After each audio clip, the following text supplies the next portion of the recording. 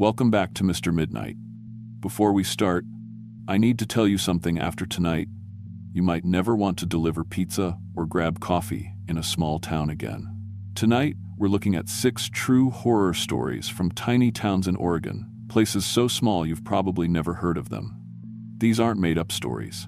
These are real things that happened to real people, like a pizza delivery driver who found a whole town frozen in time, and a coffee shop worker who discovered something hiding in caves that can copy your voice perfectly. The scary part? Local police tried to keep these stories quiet. If you're new here, hit that subscribe button and turn on notifications, because every day I share the creepy stories nobody wants you to know about. Now turn off your phone, lock your doors, and get ready, because what you're about to hear will make you think twice about ever visiting a small town again.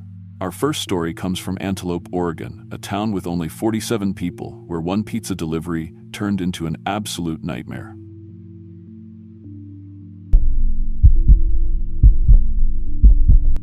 My name is Sarah Martinez, and I've been delivering pizza for Tony's Pizza in Antelope, Oregon for 3 years now. Before you ask, yes, that Antelope. The town that made national news in the 1,980 seconds when a religious cult tried to poison an entire county. Most people think that story ended when the Rajneeshis got arrested. They're wrong. I grew up here, left for college, and came back broke with a baby and no other options. Emma's father had vanished during a pizza delivery 5 years earlier, just disappeared one February night, leaving behind a running car and a pizza getting cold on someone's doorstep. The police said he probably just ran off, but I knew Marcus. He wouldn't abandon his daughter.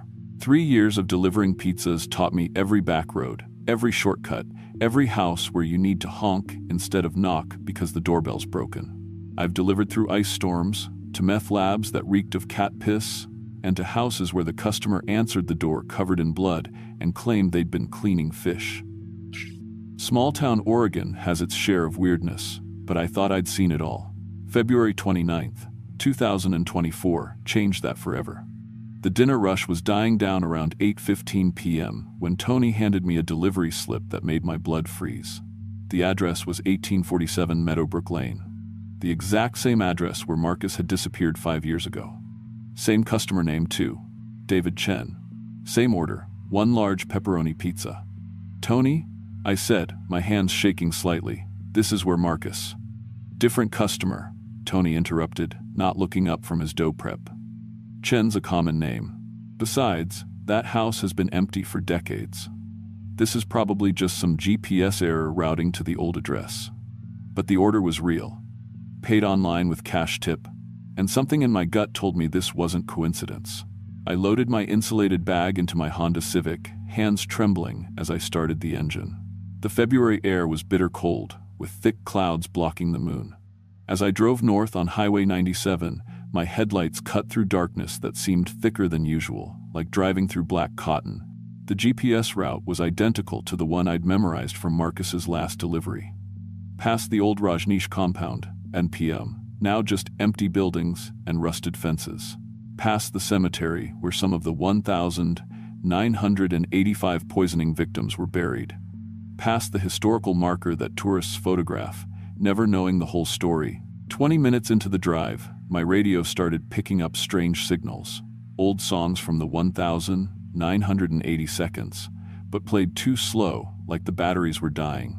Between songs, I caught fragments of news broadcasts. Bioterror attack in Wasco County, hundreds affected. Authorities investigating unknown pathogen.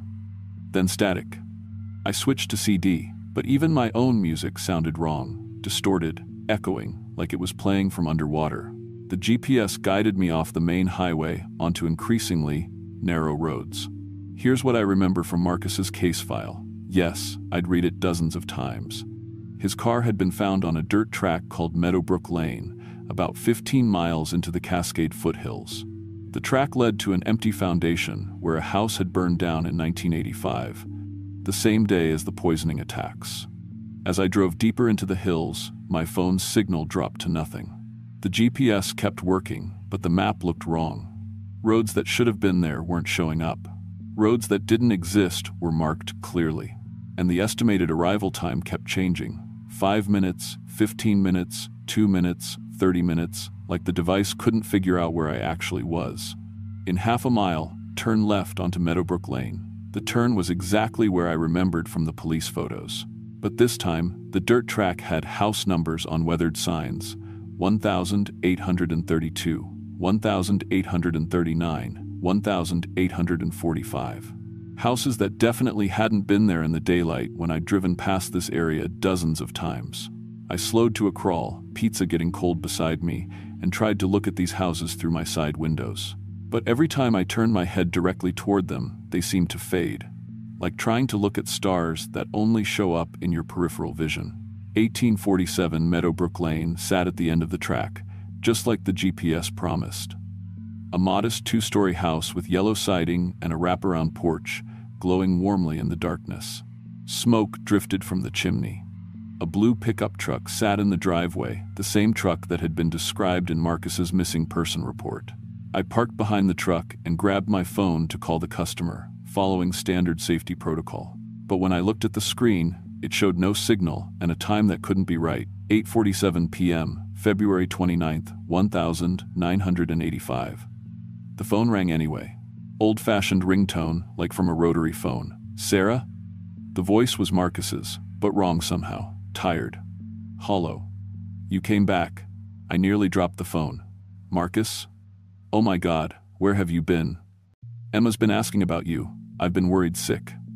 "Don't get out of the car," he said urgently. "Whatever you do, don't leave your car. They're watching from the windows." I looked up at the house. Every window glowed with warm light, and in each one I could see a silhouette. Men, women, children, all standing perfectly still, all facing my car. None of them moving, even slightly. "Marcus, what is this place?" "It's 1,985, he said simply. February 29th, 1,985. The day the Rajneeshis poisoned the salad bars in the Dalles. Except here, the day never ended. We're stuck in the loop, Sarah. All of us who were here that night. Through my windshield, I watched the front door of the house open.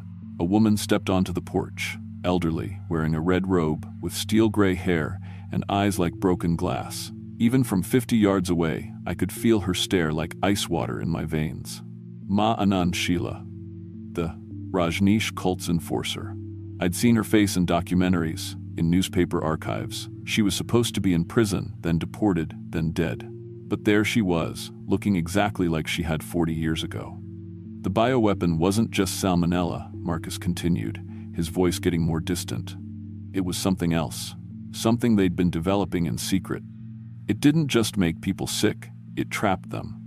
Sheila and her inner circle, they used it on themselves first. Made themselves immortal, but anchored to this one place, this one day. More figures emerged from the house. I recognized some of them from old news footage. Rajneesh cult members who'd supposedly fled the country in 1985. They walked across the yard toward my car with perfect synchronization, their feet making no sound on the frozen ground. "They've been collecting people," Marcus said. "Anyone who gets too close to the truth. Pizza delivery drivers, hikers, hunters, real estate agents. Anyone who might find this place and tell others. We're all here, Sarah. All trapped in their perfect day." I reached for my gear shift, but my hand froze. The cultists had surrounded my car completely, standing just outside the reach of my headlights. Their faces were peaceful, serene, but their eyes reflected light, like animals. "Why can I leave?" I asked. "Why am I not stuck like you?" "Because you haven't eaten anything they've given you," he said. "The poison is in everything here. Food, water, even the air if you breathe it long enough. But you're still clean, still connected to 2024. Sheila approached my driver's window and tapped gently on the glass. When I didn't respond, she pressed a handwritten note against the window. "Come inside, Sarah. Emma is waiting for you." My blood turned to ice. "Marcus, how do they know about Emma?" "Because I told them," he said, and now I could hear the shame in his voice. "After 5 years of torture, Sarah, I told them everything. They know about you, about Emma, about everyone you love. They've been planning this since the day I got trapped here." I looked at the note again. In smaller text below Emma's name, Sheila had written, "She's at Jennifer's house right now, isn't she? 1247 Oak Street. Such a pretty little girl." My babysitter, Jennifer, lived at 1247 Oak Street. They can reach outside the loop, Marcus continued. Not physically, but they can influence things. Phone calls, GPS routes, online orders.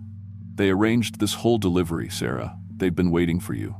Through the windshield, I could see more figures emerging from the house. Dozens of them. All the people who'd vanished in these hills over the past 40 years, all wearing the same peaceful expression, all moving with that same terrible synchronization. There's only one way to break the loop, Marcus said. Someone has to get to the source. The bioweapon device they used to create this pocket dimension, it's in the basement of the house. But to reach it, you have to go inside. You have to breathe their air. You have to risk becoming one of them. Sheila held up another note. Your daughter dies tonight if you don't come inside. Our people are everywhere. I felt my sanity starting to crack. This couldn't be real. Cults couldn't create pocket dimensions. Time loops only existed in science fiction. But Marcus's truck was right there in front of me. The house that shouldn't exist was glowing warmly in the darkness, and my phone still showed 8:47 p.m., February 29th, 1985. If I break the loop, I asked, what happens to you? To all of them? We finally get to die, Marcus said softly. 40 years of living the same day over and over, Sarah. 40 years of knowing what we've lost, what we can never get back. Some of us have tried to kill ourselves, but we just wake up the next morning in 1985 again. Death would be mercy. I made my choice. I put the car in reverse and floored it. The cultists scattered as I spun around in the yard, headlights sweeping across their surprised faces. For the first time, their perfect synchronization broke. Some of them screamed, high, inhuman sounds like air escaping from balloons. I raced back down the dirt track, GPS spinning wildly as it tried to recalculate my route. Behind me, I could see lights in my rearview mirror. Not headlights, but a soft, warm glow, like the house itself was following me. But I wasn't running away. I was buying time. I drove straight to the Antelope Community Center, the same building where the Rajneeshis had held their meetings in 1985. If they had a device powerful enough to create a temporal pocket dimension, they'd have built it somewhere with infrastructure, somewhere central.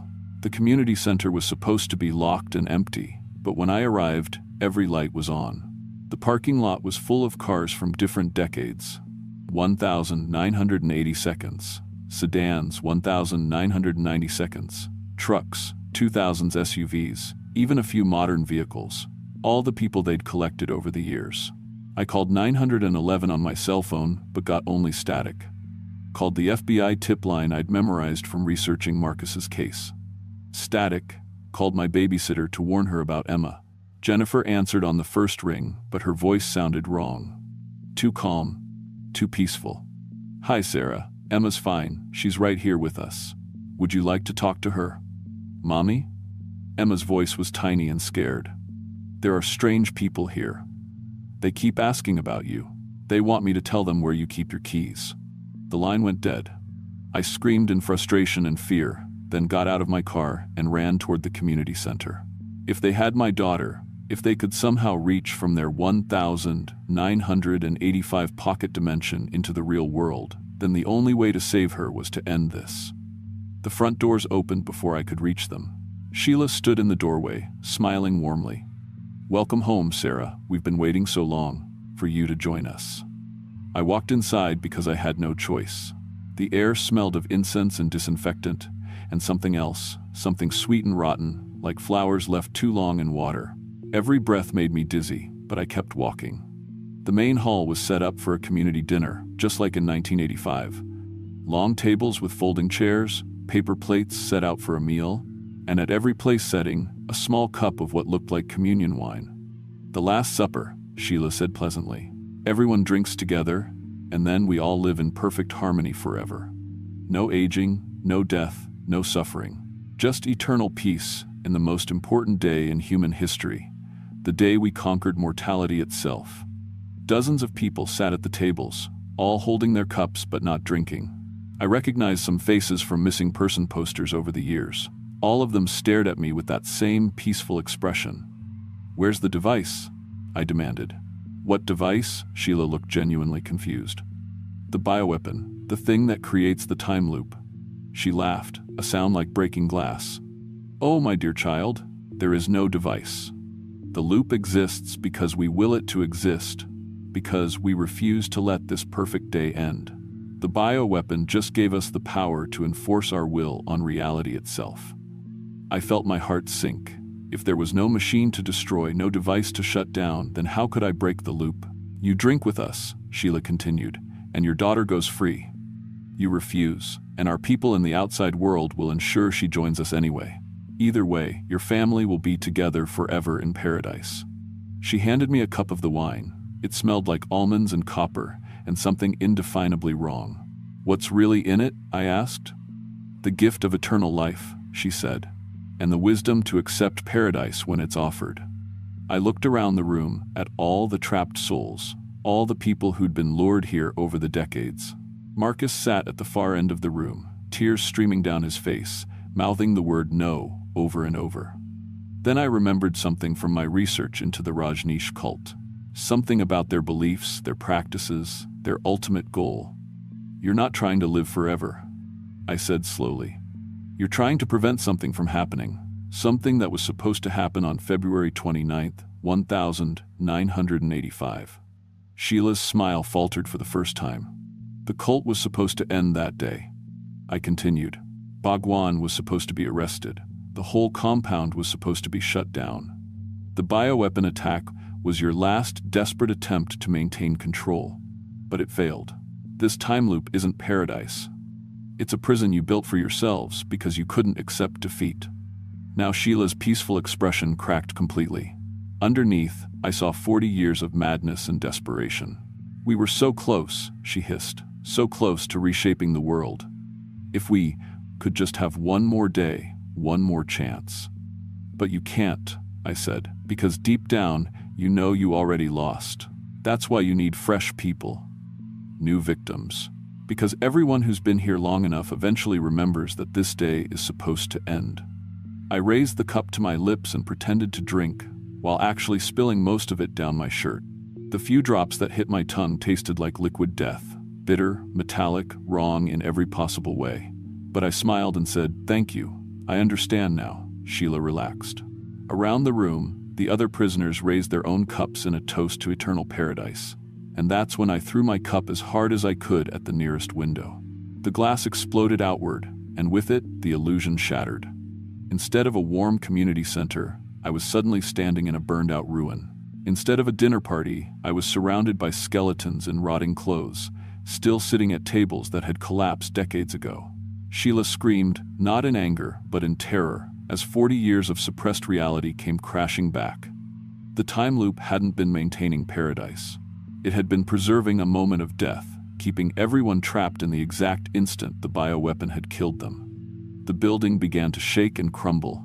Outside, I could hear car engines starting, all the vehicles in the parking lot, their owners finally free to leave after decades of imprisonment. But Sheila wasn't finished. Even as her flesh began to melt away, revealing the corpse she'd been for 40 years, she lunged at me with superhuman strength. "If we can't have paradise," she shrieked, "then everyone burns with us." I ran for the broken window as the building collapsed behind me. Sheila's screams followed me into the night, growing more distant until they faded completely. When I reached my car, my phone showed the correct time, 11:23 p.m., February 29th, 2024. I had 17 new voicemails from Jennifer, my babysitter, all variations of, "Where are you? Emma's fine, but she keeps asking when you're coming home." I drove straight to Jennifer's house, where I found my daughter safe and sound, fast asleep on the couch. No strange visitors. No threatening phone calls. Just a normal babysitting evening. Marcus's truck was found the next morning in the ruins of the community center, along with the remains of dozens of missing people from the past 40 years.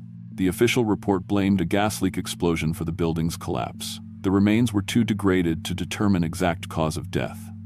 I never told anyone the real story. Who would believe it? But I did quit my job at Tony's Pizza.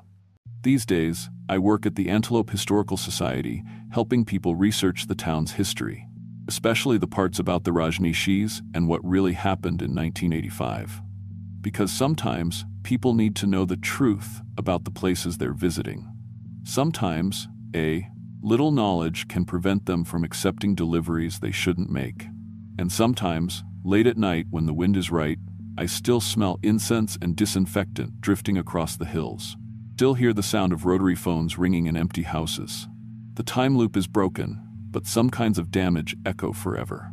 I keep Marcus's picture on my desk at the Historical Society. Not because I'm mourning him, but because I want to remember that some people who go missing were actually heroes. He spent 5 years in hell, but he still warned me. Still tried to save me and Emma, even when it cost him everything. Emma's 8 now, and sometimes she asks about her father. I tell her he was a good man who died saving people. She seems satisfied with that answer. She doesn't need to know that sometimes, when I'm driving the back roads around Antelope, I catch glimpses of a blue pickup truck in my rearview mirror. Always keeping its distance. Always making sure I get home safely. Some guardians watch from heaven. Others keep their vigil on the roads where they died, making sure no one else takes that final delivery into darkness. The pizza business isn't just about delivering food. Sometimes you're delivering hope. Sometimes you're delivering justice. And sometimes you're the last person standing between the living and the hungry dead. In small-town Oregon, that's just part of the job.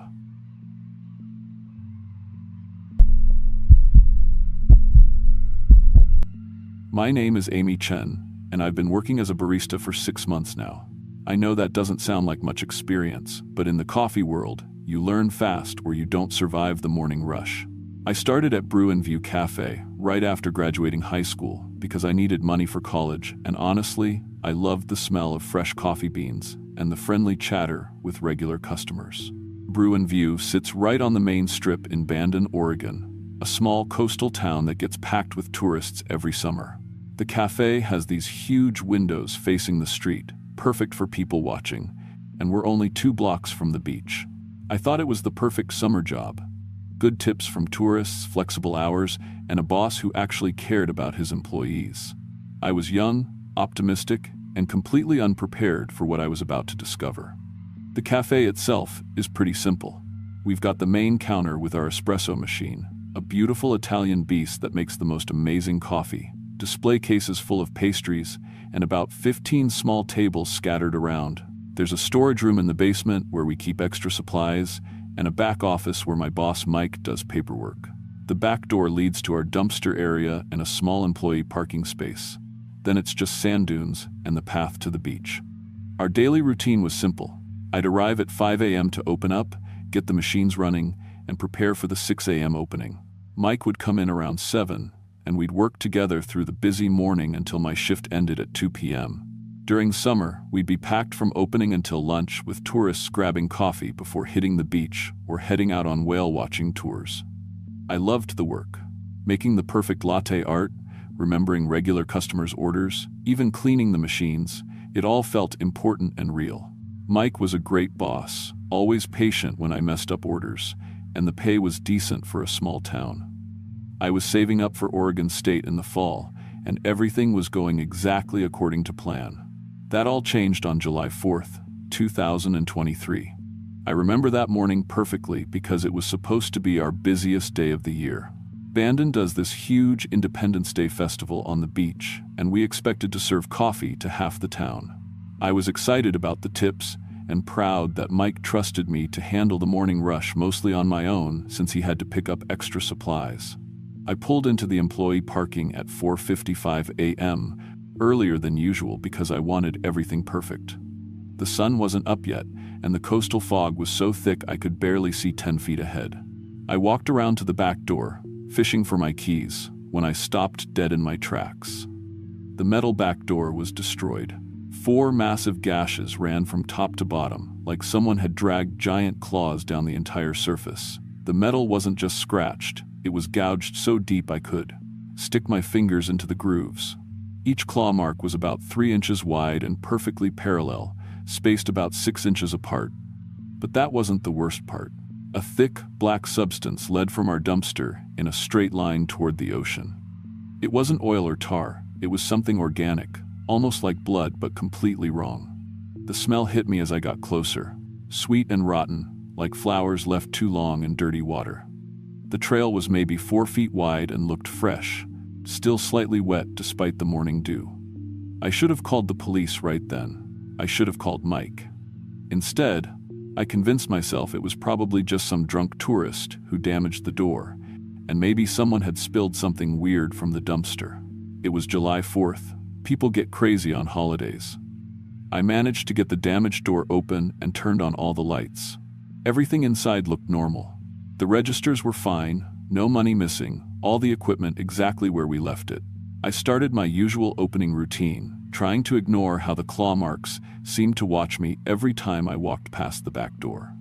Around 6:30, right after we opened, Mrs. Patterson came in for her usual double-shot espresso.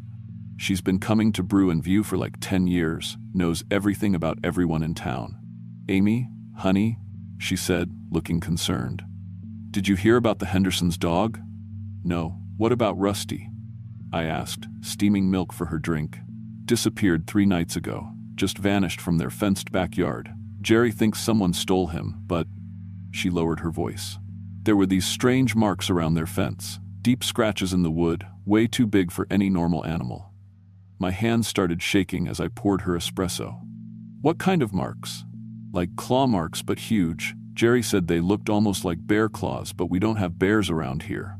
And there was this awful smell, really sweet but wrong somehow." I nearly dropped her cup. The morning rush kept me busy enough to push the weird feelings aside, but around 10 a.m., when things slowed down, I decided to check our security cameras. Mike had installed them last year after some vandalism, and they recorded everything outside the back door. I pulled up the footage from the night before on the little monitor in the office. At first, everything looked normal. Empty parking area, occasional car driving by on the street. Then, around 2:30 a.m., something moved in the frame. At first I thought it was a person crouching by the dumpster, but as I watched, it became clear this wasn't human. The shape was wrong, too tall when it stood up, with limbs that seemed to bend in places they shouldn't. It moved in a weird, scuttling way, like a giant spider, but wrong, all wrong. The video quality wasn't great in the darkness, but I could see it clearly enough to know this thing was huge. Maybe 7 or 8 feet tall when it stretched up to its full height. It had too many arms, or legs, or something. When it turned toward the camera, I could swear I saw multiple eyes reflecting the infrared light. But here's the thing that really scared me. It wasn't just randomly searching through our trash. It was methodical, organized. It pulled things out of the dumpster and arranged them in neat piles, like it was studying them. Coffee cups, food wrappers, even the newspaper someone had thrown away. It spent almost an hour going through everything, and then it approached our back door.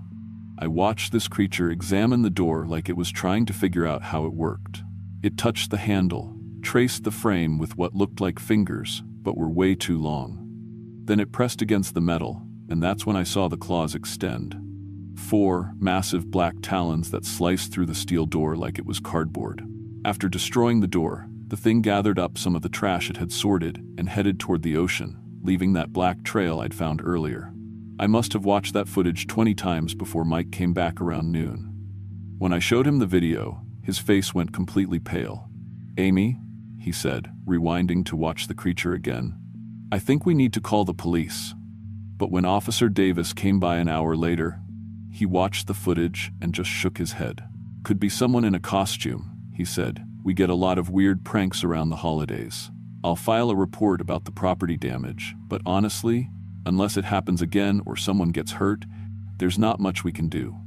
Mike was frustrated, but he agreed we should just replace the door and install better lighting. "Probably just some kids messing around with special effects," he said, but I could tell he didn't really believe it. That night, I couldn't sleep. Every time I closed my eyes, I saw those long claws tearing through metal like paper. Around 3 a.m., I gave up trying to sleep and decided to drive by the cafe, just to make sure everything was okay. Everything was not okay. The new door Mike had installed that afternoon was scratched again, but this time the marks were different. They formed letters, scraped deep into the metal. Amy. My name. This thing knew my name. I sat in my car, shaking, staring at those letters. How could it possibly know who I was? And then I remembered, I wore a name tag at work. It had been watching through the windows, learning about me. The next morning, I arrived to find something waiting by the coffee machine. Lined up in a perfect row on the counter were 5 human fingers, freshly severed, still wearing rings. Tourist rings. I recognized the cheap souvenir style they sell at the beach shops. I called Mike immediately, and he called the police. This time, they took it seriously. Officer Davis brought a whole team, took photos, collected evidence, even brought in some detective from the county. But when they asked me who could have gotten inside, I didn't know what to say. The doors were still locked, no broken windows. No signs of forced entry except those claw marks that everyone kept insisting must be fake. "Amy," Detective Morrison said, "is there anyone who might want to scare you? An ex-boyfriend? Someone you turned down for a date?" I tried to explain about the security footage, about the creature, but I could see in their eyes they thought I was either lying or having some kind of breakdown. Even Mike started looking at me strangely. We closed the cafe for 2 days while the police investigated. During that time, 3 more tourists were reported missing from the beach area.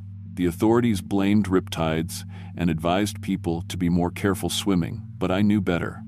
When we reopened, I made Mike promise to let me work only day shifts, never alone. For a few days, everything seemed normal. The creature seemed to have moved on. Then, I found the nest. I was restocking supplies in the basement storage room when I noticed the ceiling tiles in the far corner looked strange, like they'd been moved. I climbed up on a ladder to check and found that several tiles had been carefully lifted and repositioned. Above the drop ceiling was a crawl space that ran under the whole building. When I shined my flashlight up there, I nearly fell off the ladder. It was like a museum of missing people. Wallets, purses, cell phones, jewelry, dozens of personal items arranged in careful displays across the wooden beams. But worse than that were the photos. Hundreds of photos, clearly taken from tourists' cameras and phones, all arranged by subject. There were pictures of families at the beach, couples at dinner, kids building sandcastles, and in the center of it all, a special collection just for me. Photos of me working, serving customers, walking to my car, pictures taken through the cafe windows over weeks or maybe months. I was in at least 50 photos, and I hadn't posed for any of them. But what terrified me most was the smell up there. That same sweet, rotten odor from the trail outside, but concentrated. This thing had been living above me for who knows how long, watching me work, collecting information about me and everyone who came into the cafe. I climbed down and called Mike, but before he could answer, the lights went out. The whole building went dark, even though it was the middle of the afternoon. The espresso machine shut down, the registers went dead, even my cell phone stopped working. Through the windows, I could see the other businesses on the street still had power. It was just us. Then I heard the voice. "Amy." It came from somewhere above me, in the ceiling. But it wasn't the creature's voice. It was Mrs. Patterson's voice, exactly her tone and accent. "Amy, honey, could you come help me?" I knew Mrs. Patterson wasn't here. I'd seen her leave an hour ago. "Amy," came another voice, this time one of our regular customers, Tom Bradley. "I'm hurt, Amy. I need help." But Tom was supposed to be at work at the bank. The voices kept coming, all people I knew, all calling my name from different parts of the building. They were coming from the vents, the walls, even the basement. But I realized with growing horror that I recognized all these voices. They belonged to people who'd been coming to the cafe regularly, people who'd gone missing over the past few weeks. The creature had learned to mimic their voices perfectly. I grabbed the largest knife from behind the counter and tried to make it to the front door, but it was locked. The electronic lock system was dead with the power, and I didn't have the manual key. "Amy," called my own mother's voice from the storage room. "Sweetheart, what are you doing? Come downstairs." My mom was in Portland, 4 hours away. This thing had never even met her. I backed toward the espresso machine, trying to think. The machine was gas-powered for heating, not electric, and it had its own pilot light. If I could get it running, heavy footsteps started moving around upstairs, right above the main counter. Ceiling tiles began falling as something large crawled through the space above me. I could track its movement by the path of falling debris and the groaning of the wooden support beams. "Amy," came my own voice, speaking from directly above me. "Amy, don't be scared. I just want to talk." Hearing my own voice speaking words I hadn't said was the most terrifying thing I'd ever experienced. The espresso machine's steam wand was designed to heat milk to about 150 degrees, but the steam that came out was nearly 200 degrees under pressure. I'd burned myself with it before, just barely touching it. More ceiling tiles crashed down as the creature repositioned itself. Then, slowly, a long black claw extended down through the opening, followed by another, and another. The thing was lowering itself into the main room with me. In the dim light filtering through the windows, I got my first clear look at what had been stalking me. It was like a massive spider crossed with something almost human. 8 limbs, but some looked like arms, and others like legs, all way too long and bending at impossible angles. Its body was covered in something that looked like black, wet leather. The worst part was its face, almost human but stretched wrong, with too many eyes and a mouth that went too far back into its skull. "Amy," it said in my mother's voice, "why are you afraid of me? I've been watching you work. You're so good with the customers. So friendly." It dropped to the floor with a wet thud and started moving toward me. Up close, I could see that its claws weren't just black. They were crusted with dried blood and bits of things I didn't want to identify. I yanked the steam wand from the espresso machine and pointed it at the creature. The gas flame was still lit, and even without electricity, I could manually operate the steam release. "Amy," it continued in my voice now, "I've collected so many friends for you to meet. They're all waiting in the caves. They want to see you." It lunged forward just as I opened the steam valve. Superheated steam shot out under pressure, catching the creature directly in its cluster of eyes. It screamed, not with any voice I recognized, but a sound like metal being torn apart. The steam seemed to hurt it badly. Its black skin blistered and bubbled where it hit. While it was thrashing around, temporarily blinded, I ran for the back door. The manual lock was easier to work than the electronic front door system.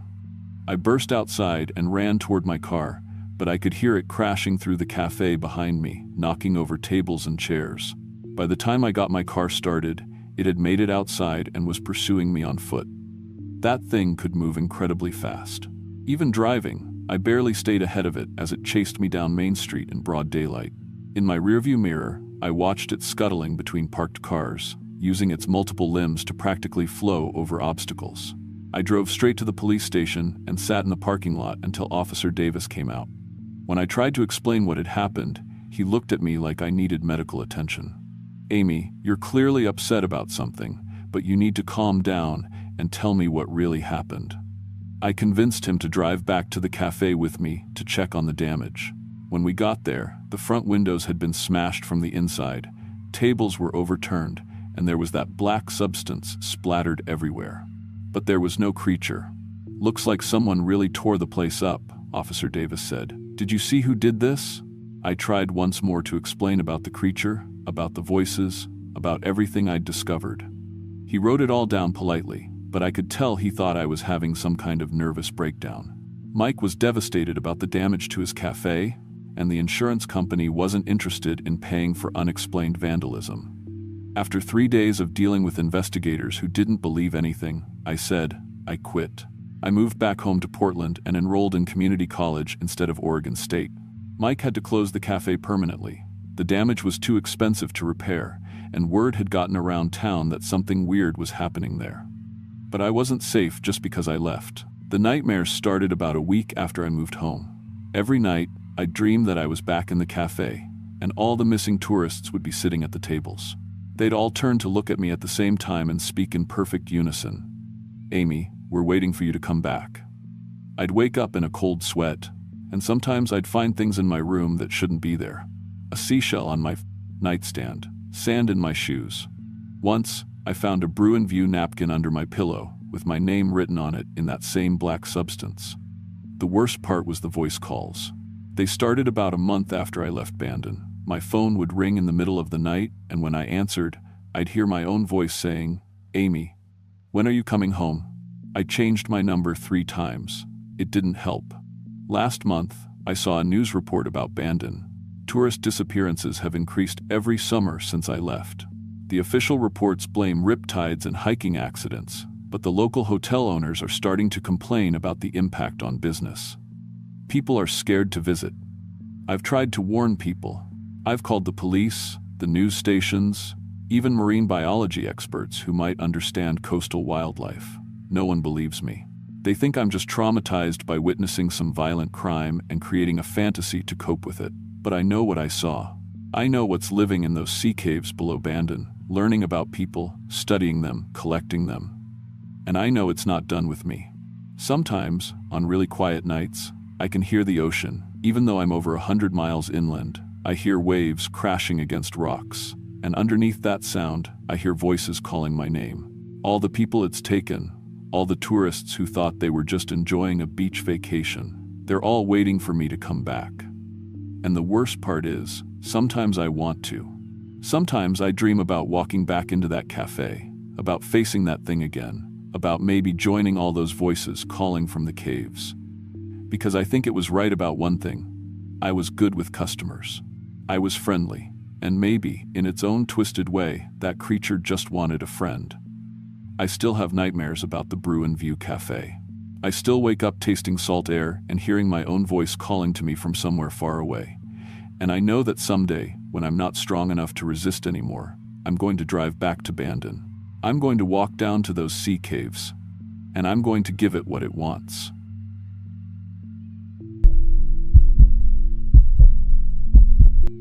My name is Frank Morrison, and for 34 years, I've been running from everything that mattered. My dead-end job at Morrison's Market in Fossil, Oregon, wasn't supposed to be permanent. Nothing in my life was supposed to be permanent. I grew up in Portland, watching my old man drink himself to death after the lumber mill closed. Watched my mother work 3 jobs just to keep our lights on. Swore I'd never end up like them, trapped, bitter, counting pennies until I died. But here I was at 34, scanning barcodes in a town with 473 people, stealing $20 bills from the register just to feel like I had some control. The locals called me Pete Morrison's nephew, even though I'd corrected them 100 times. Pete owned the store and gave me the job when I showed up 2 years ago with nothing but a backpack and a story about needing a fresh start. Truth was, I'd been evicted from my Portland apartment and my girlfriend had left me for her coworker. Fossil was supposed to be temporary, a place to save money and figure out my next move. Instead, it became my prison. But what happened starting November 15th, 2023, made me realize that some prisons are exactly where you deserve to be. And some punishments are so perfect, you don't recognize them until it's too late to scream. Morrison's Market sits on Main Street like a tombstone, marking the death of American small-town dreams. Built in 1952, it's got that old-fashioned charm tourists love. Wooden floors that creak warnings under your feet, narrow aisles that force you to brush against strangers, and fluorescent lights that flicker like dying heartbeats. The building used to be a pharmacy back when Fossil had real hope. Dr. Abraham Wexler ran it for 40 years until the day he locked the doors and drove his Buick into the John Day River. They never found his body, but they found pill bottles scattered along the riverbank like breadcrumbs leading nowhere. Pete bought the building cheap in 1985 and converted it to a grocery store. He kept Dr. Wexler's old prescription counter in the back, covered it with a tablecloth, and used it to store cleaning supplies. Sometimes late at night, when I was doing inventory, I could swear I heard pill bottles rattling back there. He'd always said it was just the building settling. My register was an IBM 4000, 694 from 1987, the same year they installed it. Pete was proud of that piece of junk, said it had character. What it had was a loose connection that made it reboot randomly and a receipt printer that jammed if you looked at it wrong. The barcode scanner beeped like a heart monitor flatlining, and the cash drawer stuck unless you hit it just right. Every morning at 6:45 a.m., I'd flip the switches and listen to the machine wheeze to life. The fluorescent lights would flicker on one by one, casting sick yellow shadows across the aisles. The ancient PA system would crackle with static that sounded almost like whispers. November 15th started like every other Tuesday, overcast sky the color of old dishwater. Pete had driven to Bend for his monthly doctor's appointment, leaving me alone to handle the morning regulars. Mrs. Helen Crawford arrived first at 7:15 a.m. sharp. 73 years old, buying her usual black coffee, frosted donut, and pack of Marlboro Lights. She'd been coming in at exactly that time for as long as I'd worked there. "Morning, Helen," I said, scanning her items. She looked at me with those rhymy blue eyes and smiled. "Such a nice boy. Your mother must be proud." I'd stopped correcting her about my mother months ago. In small towns, people believe what they want to believe. At 7:45 a.m., Tom Bradley walked in for his daily energy drink and cigarettes. 40-something contractor who always paid in exact change and never made eye contact. His hands were permanently stained with something dark that might have been motor oil or something worse. At 8:30 a.m., Sarah Kellerman came in for her weekly grocery run. Young mother of two, always buying the same list: milk, bread, ground beef, frozen peas, and a bottle of wine she thought she was hiding under the other items. Same people, same times, same purchases. For 2 years, I'd been watching this town live the same day over and over again, and I'd convinced myself I was different. I was the one with plans, the one who was going somewhere. Then at 9:15 a.m., someone I'd never seen before walked through the door. She was maybe 40, wearing a gray wool coat that looked expensive but old-fashioned, like something from a different decade. Her hair was styled in finger waves that belonged in a 1940 seconds movie, and her lipstick was the deep red of dried blood. She moved through the store like she'd been shopping there for years, straight to aisle 3 for a bottle of bleach, then to aisle 5 for exactly 3 cans of corn, not 2, not 4, but 3, like it mattered. Finally, to the frozen section for a bag of peas. When she reached my register, she placed the items down in a specific order. Bleach first, then the corn cans arranged in a triangle, then the peas on top. "Will that be all?" I asked. She didn't answer. Didn't even look at me. Just stood there, staring at the register display with eyes like black water. The total came to $12.47. She reached into her purse and pulled out exact change: a $10 bill, 2 ones, a quarter, 2 dimes, and 2 pennies. The money felt wrong in my hands, too cold, like it had been kept in a freezer. After she left, I held the receipt up to the light. Something made me read the first letter of each item. Bleach, corn, corn, corn, peas. BCCCP. Didn't mean anything, just random letters, but I kept the receipt anyway. At 10:30 a.m., another stranger arrived. This one was a man in his 50s wearing overalls and work boots caked with red Oregon mud. He bought a hammer from our tiny hardware section, a loaf of white bread, and a pack of AA batteries. Again, exact change. Again, money that felt too cold. Again, that vacant stare at the register display like he was reading something I couldn't see. His receipt: hammer, bread, batteries. HBB. By noon, I'd seen 6 customers I didn't recognize, all paying with exact change, all moving like sleepwalkers following a script, all leaving me with receipts that I kept instead of throwing away. During my lunch break, I spread the receipts across the counter and stared at them until my eyes watered. That's when I saw it. If I arranged them in order and read the first letters of each item, they spelled out, "Help trapped." My hands started shaking so hard, I dropped my sandwich. This couldn't be a coincidence. 6 random people couldn't coordinate their purchases to spell out a message. Unless they weren't random. I grabbed the store's customer log, an ancient 3-ring binder where Pete recorded credit card purchases for tax purposes. Started flipping back through previous weeks, looking for patterns. There was Mrs. Crawford every Tuesday at 7:15 a.m. for the past 2 years. Tom Bradley every Tuesday at 7:45 a.m. Sarah Kellerman every Tuesday at 8:30 a.m. The same customers, buying the same items, at the exact same times. But these 6 strangers weren't in the book at all. Like they'd never shopped here before today. The afternoon brought more of them, strange customers with old-fashioned clothes and too cold money, buying specific items in specific orders. By closing time, their receipts spelled out a second message: "You are already dead." That night, I called Pete at his house in Bend. "Pete, I need to ask you something weird. Do you know a woman, maybe 40, with finger-wave hair? Bought bleach and corn today?" Long pause. "Frank, what woman? I've got the security footage from today's sales right here on my laptop.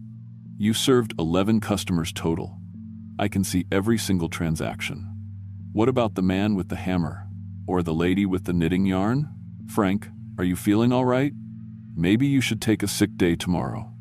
After he hung up, I drove back to the store and pulled up the security footage myself. Watched myself serve customer after customer all day long. Saw myself making change and handing out receipts, but on the screen, I was alone. Talking to empty air, taking money from nobody, putting groceries in bags for ghosts. The timestamp showed I'd been alone in the store for the entire day. That's when I started researching the history of Fossil, Oregon, really digging deep into newspaper archives and county records. What I found made my blood turn to ice water. In 1987, the same year they installed my cash register, there had been a gas leak in the underground pipes beneath Main Street. Carbon monoxide had seeped into every building over the course of 3 days. By the time anyone realized what was happening, 47 people were dead. The entire downtown business district, every shop owner, every customer who'd been inside those buildings, dead from carbon monoxide poisoning, including Dr. Abraham Wexler, who'd been found slumped over his prescription counter, including Helen Crawford, who'd been buying her morning coffee when the gas reached lethal levels, including Tom Bradley, who'd been picking up cigarettes, including Sarah Kellerman, who'd been shopping for groceries with her 2 young children, all found dead in the exact positions where I saw them every day. I kept reading, my hands shaking worse with each page. The gas leak had been caused by a faulty connection installed by Morrison's Market when Pete converted the old pharmacy. The county had sued Pete for negligence. He'd gone bankrupt, paying the settlements. But according to the records, Pete Morrison had died 3 years later in 1990. Heart attack brought on by stress and guilt. Morrison's Market had been condemned and sealed in 1988. The building had stood empty ever since. I was serving dead customers in a dead store owned by a dead man. But I wasn't dead. The record showed no Frank Morrison among the victims. I shouldn't be here. I shouldn't be able to see them or talk to them. Unless... I drove home to my small apartment above Murphy's old hardware store and tore through every document I owned. Birth certificate, driver's license, social security card. Everything checked out.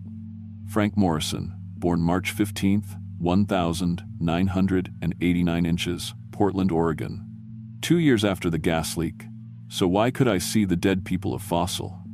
Why was I trapped in their endless loop of the same day, the same customers, the same purchases?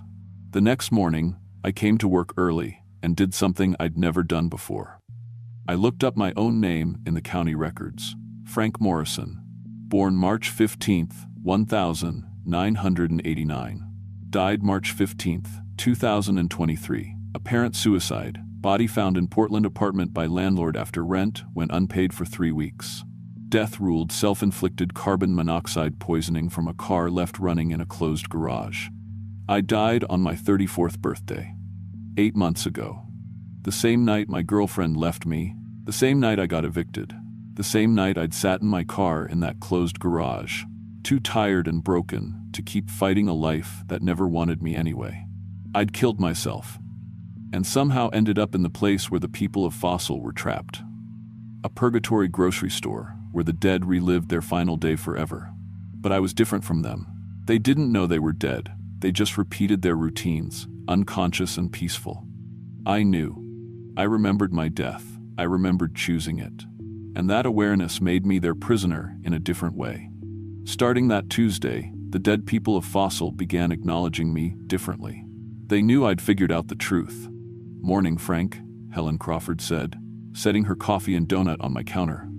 "How does it feel to know?" Her voice sounded like it was coming from underwater. Tom Bradley appeared behind her without the door chime ringing. "We've been waiting so long for someone like us to join us.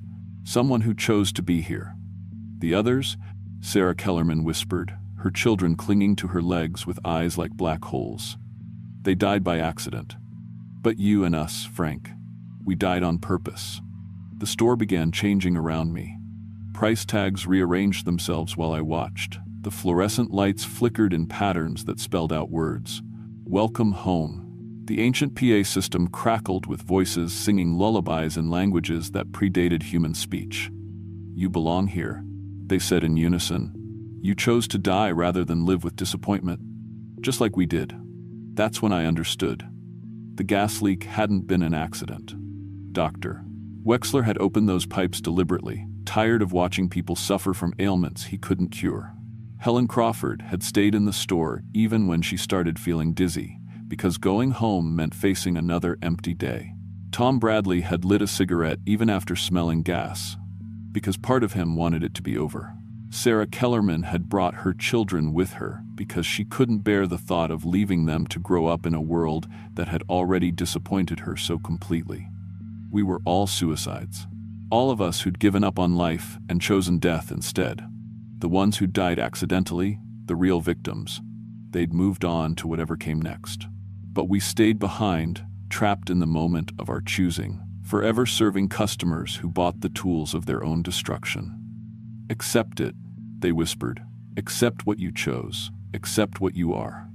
For weeks I fought them. I tried to leave town, but the road always led me back to the store. I tried to destroy the building, but the hammer passed through the walls like they were made of smoke. I tried to stop showing up for work, but I'd always find myself behind that register at 6:45 a.m., listening to the machine wheeze to life. They were patient with my denial. They understood. They'd all gone through the same stages. But slowly, I began to see the comfort in accepting my choice. The relief of not having to pretend I wanted to live anymore. The peace of knowing that every day would be exactly the same, with no possibility of further disappointment. The dead customers weren't being punished, they were being rewarded.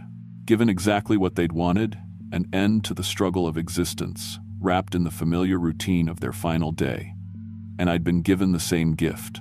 On a Thursday in February, though time didn't really matter anymore, I finally stopped fighting.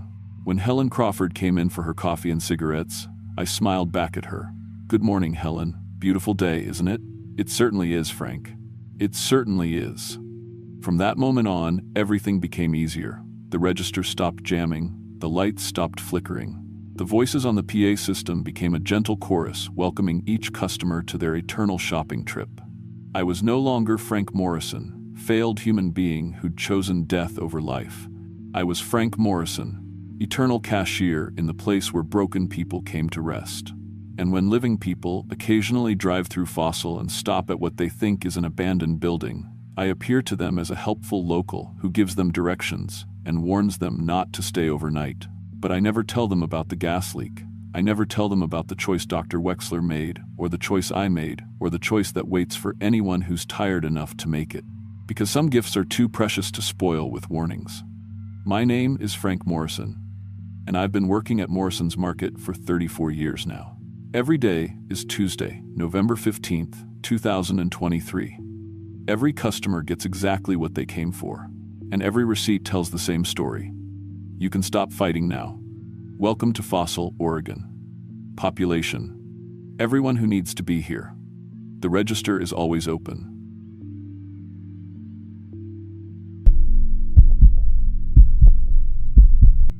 My name is Amy Chen, and I worked as a barista at Brew and View Cafe in Bandon, Oregon for exactly 6 months and 3 days. That might not sound like much, but in a small coastal town where most businesses close by winter, lasting through tourist season makes you practically family. I started there right after high school because I needed money for college, and honestly, I loved everything about it. The smell of fresh coffee at dawn, the way regular customers would light up when I remembered their orders, even the way Mr. Brennan would test new blends and ask my opinion like it really mattered. What I didn't know was that William Brennan had spent 2 years as a lab assistant at the Rajneeshpuram compound before it collapsed in 1985. What I didn't know was that he'd taken more than just memories when he fled Oregon that fall. What I didn't know was that the special fertilizer blend he used in his coffee gardens came from human remains, specifically the cremated ashes of cult members who died during the bioweapon experiments that never made it into the official FBI reports. The documents I found in his office after what happened would haunt me forever. Medical charts tracking test subjects, cultivation notes on enhanced growth compounds, and photos, dozens of photos showing what those compounds could do to human tissue when absorbed through the skin over time. But I'm getting ahead of myself. Let me start with July 4th, 2023, the day everything went wrong. I arrived at Brew and View at 5:30 a.m., same as always. The cafe sits on Highway 101, just south of the main tourist strip, a converted Victorian house with exposed beam ceilings and windows facing the ocean. Mr. Brennan had renovated it himself, including the basement storage area where he kept our coffee supplies. 20 different varieties from small farms around the world, each one labeled with its origin, roast date, and his personal cultivation notes. That morning, the moment I stepped inside, I knew something was different. The air felt thick, almost humid, like breathing through wet cloth. And the smell, instead of the usual rich coffee aroma, there was something organic and earthy underneath, like soil after heavy rain.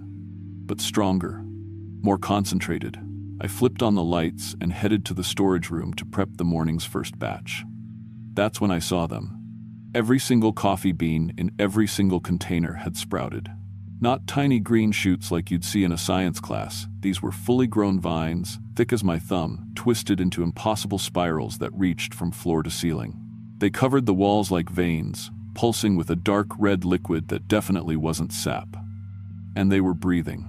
I stood there, frozen, watching these vines expand and contract in perfect rhythm, like lungs filled with poison. The sound they made was barely audible, a wet, sucking noise that seemed to sync with my own heartbeat. When I looked closer, I realized the pulsing wasn't random. These plants were pumping something through their stems, circulating it like blood through arteries. My first instinct was to call Mr. Brennan, but when I pulled out my phone, the screen flickered and showed a message I'd never seen before. Cultivation phase complete. Subject integration beginning. Do not disturb. That's when I noticed my hands were shaking, and not from fear. My fingertips were tingling, like I'd been handling cleaning chemicals without gloves.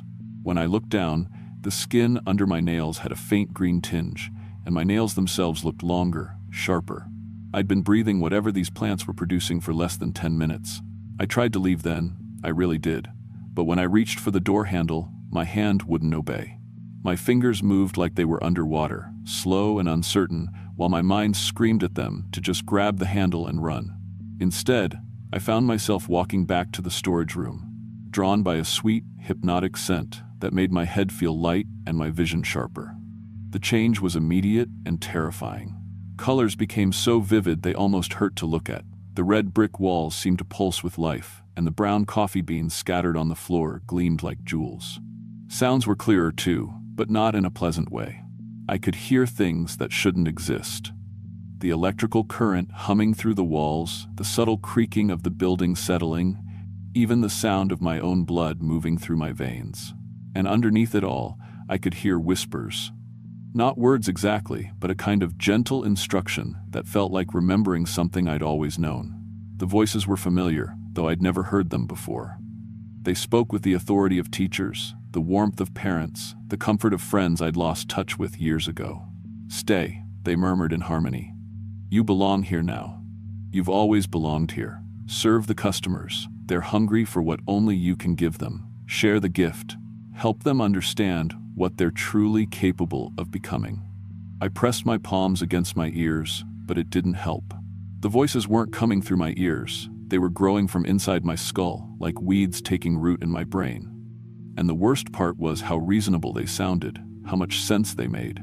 Why would I want to leave? This was my job. These were my responsibilities. Mr. Brennan was counting on me. When I looked at my reflection in the espresso machine's polished surface, my pupils had dilated to pinpricks, and there was something moving beneath the skin of my forehead. Thin lines, like cracks in porcelain, spreading outward from the center of my skull. By 6:45, I had somehow managed to salvage enough uncontaminated beans to make coffee, though I had to use backup supplies from the freezer. The vines watched me work, their thick stems turning to track my movement like eyes. When I accidentally brushed against one, it felt warm and slightly damp, like human skin. Mrs. Patterson was my first customer, ordering her usual double-shot cortado before opening her bookstore next door. She's worked in Bandon for 37 years, knows everyone, remembers every birthday and anniversary. A pillar of the community, my mom would say. I made her drink carefully, using only the clean beans, but when I handed her the cup, she paused. "Amy, honey, did you change the blend? This smells different." I looked down at the cup and felt my stomach drop. The coffee was perfectly normal, but floating on the surface was a thin, oily film that seemed to shift and swirl on its own. And the smell, that same sweet, earthy aroma from the storage room, was now coming from the coffee itself. "Just trying something new," I heard myself say, though I hadn't meant to speak. Mrs. Patterson took a sip, and her pupils dilated instantly. Not just a little, they expanded until her eyes looked completely black. She smiled, but it wasn't her usual warm grandmother smile. This was vacant, blissful, like she'd forgotten where she was. "Oh my," she whispered, "this is extraordinary. I can taste the forest. I can hear the trees singing." She sat down at her usual table by the window, but instead of pulling out her morning crossword, she just stared outside with that same empty smile. After 20 minutes, her skin started taking on a grayish-green tint, especially around her fingernails and the corners of her mouth.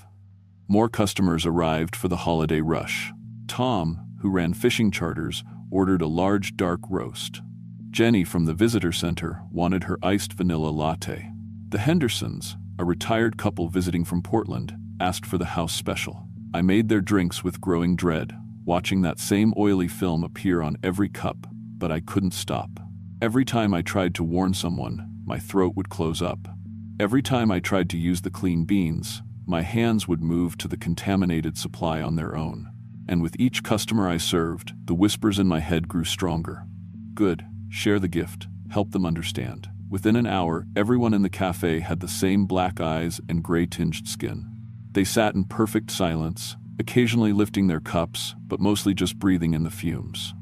And as they breathed, they changed. Mrs. Patterson's fingers had elongated into thin, root-like appendages that she kept pressing against the wooden table.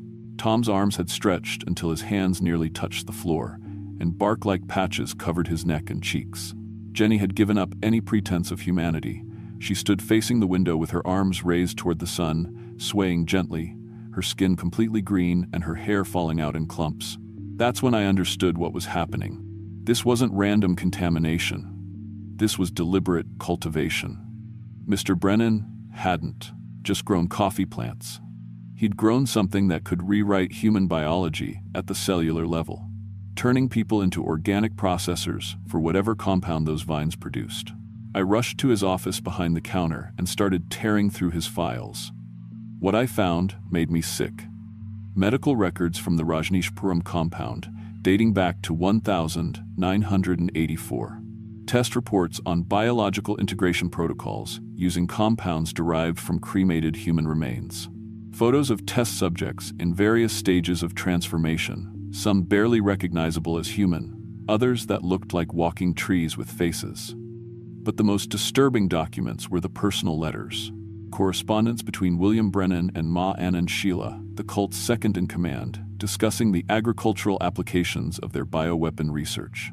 Letters from grieving families whose loved ones had died in the compound, asking about cremation procedures and the return of ashes. Brennan's replies, carefully worded, explaining that the deceased had requested their remains be used to nourish the earth and continue their spiritual journey. They'd been lying to families for years, using their loved ones' cremated remains as fertilizer for experiments that turned coffee plants into biological weapons. And a journal, written in Mr. Brennan's careful handwriting, documenting his 39-year obsession. Day 1, the 15th of September, 1985. The feds came today. Sheila and the others fled, but I stayed behind to gather what I could. The cultivation chambers in Sublevel 3 contain enough processed remains to last years. The integration compounds are stable. I can continue the work. Day 27. The compound is empty now. Local authorities think they've destroyed everything, but they don't understand the science. The real breakthrough isn't the salmonella. Anyone can poison food. The breakthrough is making death serve life, making the dead recruit the living. Day 156, settled in Bandon. Small town, isolated, perfect for long-term cultivation. Purchased the Victorian house on 101. The basement is ideal for storage. No one questions a coffee shop owner's need for large quantities of organic fertilizer. Day 847. Amy Chen started working today. Perfect specimen. Young, trusting, no close family ties since her parents moved to California last year. I've been adding trace amounts of cultivation spores to the ventilation system for months. Her cells should be primed for integration by now. Day 2190, 6 years of preparation. The compounds are stable. The cultivation process is perfecting itself. Subjects show 97% integration rate with minimal resistance. Amy doesn't know yet, but she's been breathing the processed essence of every person who died in our experiments. She's the bridge between the old failures and the new success. The coffee is just the delivery system. What people are really consuming is the transformed consciousness of everyone who died, believing in our vision. The dead have found a way to live again, to spread through the living like seeds in fertile soil. Tomorrow, on Independence Day, we begin the final phase. Amy will serve the last free cup of coffee this town ever drinks. After that, Bandon becomes the first of many harvest communities. Sheila's bioweapon failed because it only killed. My enhancement makes people want to spread it. The revolution didn't end in 1985. It just learned patience. I looked up from the journal to find Mr. Brennan standing in the doorway. Except it wasn't really him anymore. His transformation was complete, and it was beautiful in the most horrific way imaginable. His skin had the texture of ancient bark, thick and ridged, with deep furrows that wept a golden sap. But it was his face that made me step backward in revulsion. Where his eyes should have been, small flowering buds had grown, each one a perfect miniature rose that tracked my movement with terrifying intelligence. When he blinked, the petals opened and closed like tiny mouths. His hair had been replaced by thin green vines that moved on their own, reaching toward me like seeking fingers. And when he spoke, his voice came from multiple places at once: his mouth, his chest, the walls themselves, even the coffee beans scattered on the floor. "Amy," he said, and with each word, more flowers bloomed from his lips, falling to the ground where they immediately took root. "You've been such a good student, such a willing participant. Do you understand now why we chose you?" I could feel the changes accelerating in my own body. My fingernails had grown into sharp, green talons that I could use to dig into soil with disturbing efficiency. My skin was taking on that same bark-like texture around my wrists and ankles. When I ran my tongue over my teeth, they felt sharper, more suited for tearing than chewing. And I could taste soil in my mouth, rich, loamy earth that somehow tasted better than any food I'd ever eaten. But unlike the customers, who had surrendered to blissful unconsciousness, I still had enough of my human mind left to fight. "You killed people," I managed to say, though my voice sounded strange, like it was coming from deeper in my chest than normal. "All those cult members, their families trusted you with their ashes. We gave them purpose," Mr. Brennan replied, and more flowers sprouted from his cheeks, their roots visibly burrowing into his flesh. Death was just the beginning of their service. Every person who drinks our coffee becomes part of the collective. Every transformation adds to our strength. Every harvest spreads our influence. He gestured to the customers, and I saw what they had truly become. They were no longer separate people, but parts of a single organism. Mrs. Patterson's root fingers had grown through the table and into the floor, connecting her to Tom, whose elongated arms had sprouted secondary root systems that linked him to Jenny. And Jenny, poor Jenny, had become the hub, her body stretched and distorted into a central nervous system for the entire network. They were all still conscious. I could see their eyes moving, tracking my conversation with Mr. Brennan. But they couldn't speak, couldn't move independently. They had become living components in a biological machine designed to process and transform other human beings. "You felt it too, didn't you?" he continued, stepping closer. Each footstep left behind small flowers that immediately began growing into the floorboards. The peace, the connection. No more loneliness, Amy. No more fear. No more wondering if you matter, if your life has meaning. Just the eternal cycle of growth and nourishment. I looked down at my hands and saw he was right. The green had spread up my arms to my elbows, and I could feel root systems growing beneath my skin, reaching out toward the others. When I concentrated, I could sense their thoughts. Not words, but emotions and sensations. Mrs. Patterson's contentment as sunlight warmed her face. Tom's deep satisfaction as his roots found water beneath the building. Jenny's orgasmic joy as nutrients flowed through her transformed circulatory system. Part of me, a growing part, wanted to give in, to join them in their quiet, connected existence. What was human independence compared to this perfect unity? What was individual consciousness compared to being part of something larger, more meaningful, eternal? But then I remembered Mrs. Patterson's granddaughter, who would be looking for her. I thought about Tom's charter customers, waiting at the dock. I thought about all the families who would come looking for answers and find only an empty building full of human-plant hybrids. I grabbed a butane torch from the kitchen and started spraying the vines in the storage room. The sound they made when they burned wasn't like wood crackling, it was screaming. High-pitched, agonized screaming that came from dozens of mouths at once. Mr. Brennan and the customers tried to stop me, moving with coordinated precision like parts of a single organism. But the fire spread faster than they could react, jumping from vine to vine, consuming the entire cultivation system. As the plants burned, I could feel my own transformation slowing, stopping, even reversing slightly. The green faded from my arms, and my fingernails shortened back to almost normal length. But I knew it wasn't complete. I could still feel something foreign in my bloodstream, still hear faint whispers when the wind blew through trees. The fire department arrived before the whole building burned down, along with ambulances for the customers. The official report blamed everything on a gas leak and faulty wiring. The affected people were hospitalized with unknown allergic reactions and released after a few days of observation, but they all left town that summer. Mrs. Patterson sold her bookstore, moved to a commune in Northern California. Tom abandoned his charter business and was last seen living in old-growth forests near the Washington border. Jenny disappeared entirely. Her family filed a missing person report, but the search was called off after 2 weeks. Mr. Brennan was never found. The police said he probably left town before the fire, but I know better. I think he completed his transformation and returned to the forest where he belonged. I quit my job that day and never worked in food service again. I moved to Portland for college, then Eugene, then finally settled in Ashland, as far from Bandon as I could get while staying in Oregon.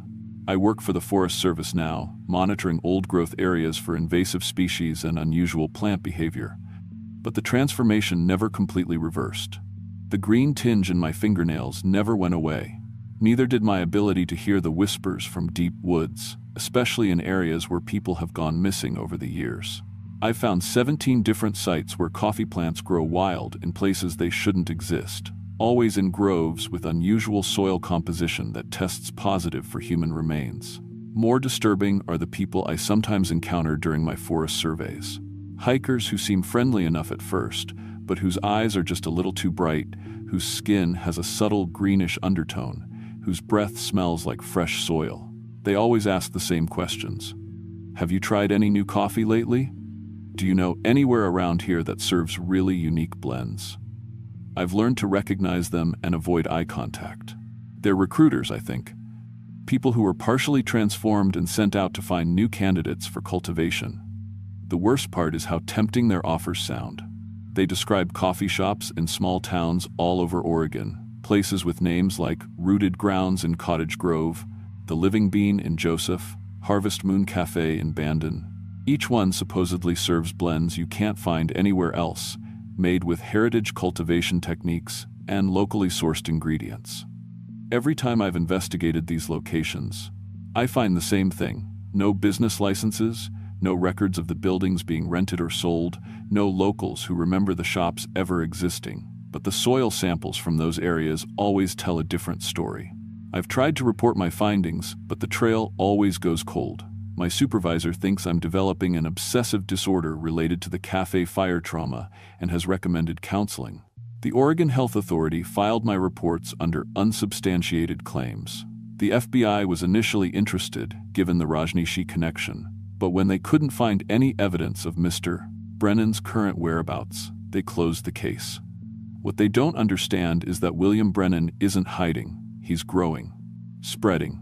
Every missing person in rural Oregon, every unexplained case of food poisoning at small cafes, every tourist who disappears on hiking trails, they're all connected to his expanding network. The coffee bean I received last month isn't just a threat, it's an invitation. And Jenny, beautiful, peaceful Jenny, sits by the window, her green skin photosynthesizing sunlight into pure energy that feeds the entire community. She speaks to me in the dreams, not with words, but with the transfer of pure emotion and understanding. "Come home," she says. "Stop fighting what you're meant to become. Stop pretending you want to stay human when humanity has given you nothing but loneliness and fear. You've tasted what we offer. You know how good it feels to be part of something larger than yourself. Why are you choosing isolation over integration? Why are you choosing death over eternal life?" I wake up from these dreams with dirt under my fingernails, though I always go to bed with clean hands. My houseplants have grown noticeably larger since the bean arrived, and they've started growing in patterns that look almost like neural networks. Last week, I found myself driving toward Bandon without consciously deciding to make the trip. I got as far as the city limits before I managed to turn around, but it was terrifying how natural it felt, how much I wanted to keep going. The Brew and View building was demolished 6 months after the fire, but the lot where it stood has never been developed. Every contractor who's tried to build there reports the same problem. No matter how deep they dig, they keep hitting root systems too massive and complex to remove. Soil samples from the site show impossible results, organic compounds that don't exist in nature, fungal networks that seem to process information like a primitive computer system. Tourism in Bandon never recovered. Not because people remember the fire, most tourists have never heard of it. They avoid the town for reasons they can't articulate, driving through on Highway 101 without stopping, feeling inexplicably anxious until they reach the next city. Local businesses have adapted by catering to a different kind of visitor, skapsti, people who arrive alone, stay for extended periods, and often decide to relocate permanently to the area. The new residents don't seem to work regular jobs, but they always have money. They tend to be very quiet, very friendly, and very interested in local agricultural projects. Several have started small organic farms in the hills above town, all specializing in heritage crops and unusual growing techniques. Last month, I received that envelope with no return address. Inside was a single coffee bean and a business card for a new cafe opening in Florence, Oregon. Been there, done that. It said, "Come taste something you've never experienced before." The handwriting on the card was unmistakably Mr. Brennan's. I still have that coffee bean. I've studied it under a microscope, run every test I can think of, even considered destroying it. But I can't bring myself to throw it away. Sometimes I hold it and feel the warmth pulsing through the shell, like a tiny heart waiting to be awakened. Sometimes I think about what it would be like to finally give in, to stop fighting the transformation and join whatever community is growing in the Oregon forests. The rational part of my mind knows what I should do. I should burn the bean, quit my job, leave Oregon entirely. I should warn people about the cafes, the missing hikers, the slow spread of something that's learned to disguise invasion as invitation. But the other part of my mind, the part that's been growing stronger every day since July 4th, knows the truth. I was never meant to resist. I was never meant to warn people or fight back. I was chosen specifically because of my nature, because of how desperately I've always wanted to belong somewhere. 40 years after the Rajneeshpuram compound fell, their real experiment is still growing in the shadows of small Oregon towns. And I'm starting to suspect I was never a victim of their cultivation program. I think I was always meant to be part of their harvest. The bean is still in my desk drawer, but not for much longer. Tomorrow is my last day of work before vacation time. I've already reserved a room at a bed and breakfast in Florence. Just for the weekend, I tell myself. Just to see what "been there, done that" is all about. After all, it would be rude not to respond to Mr. Brennan's invitation. And I have to admit, I'm curious about that coffee. I'm curious about what it would taste like to finally come home.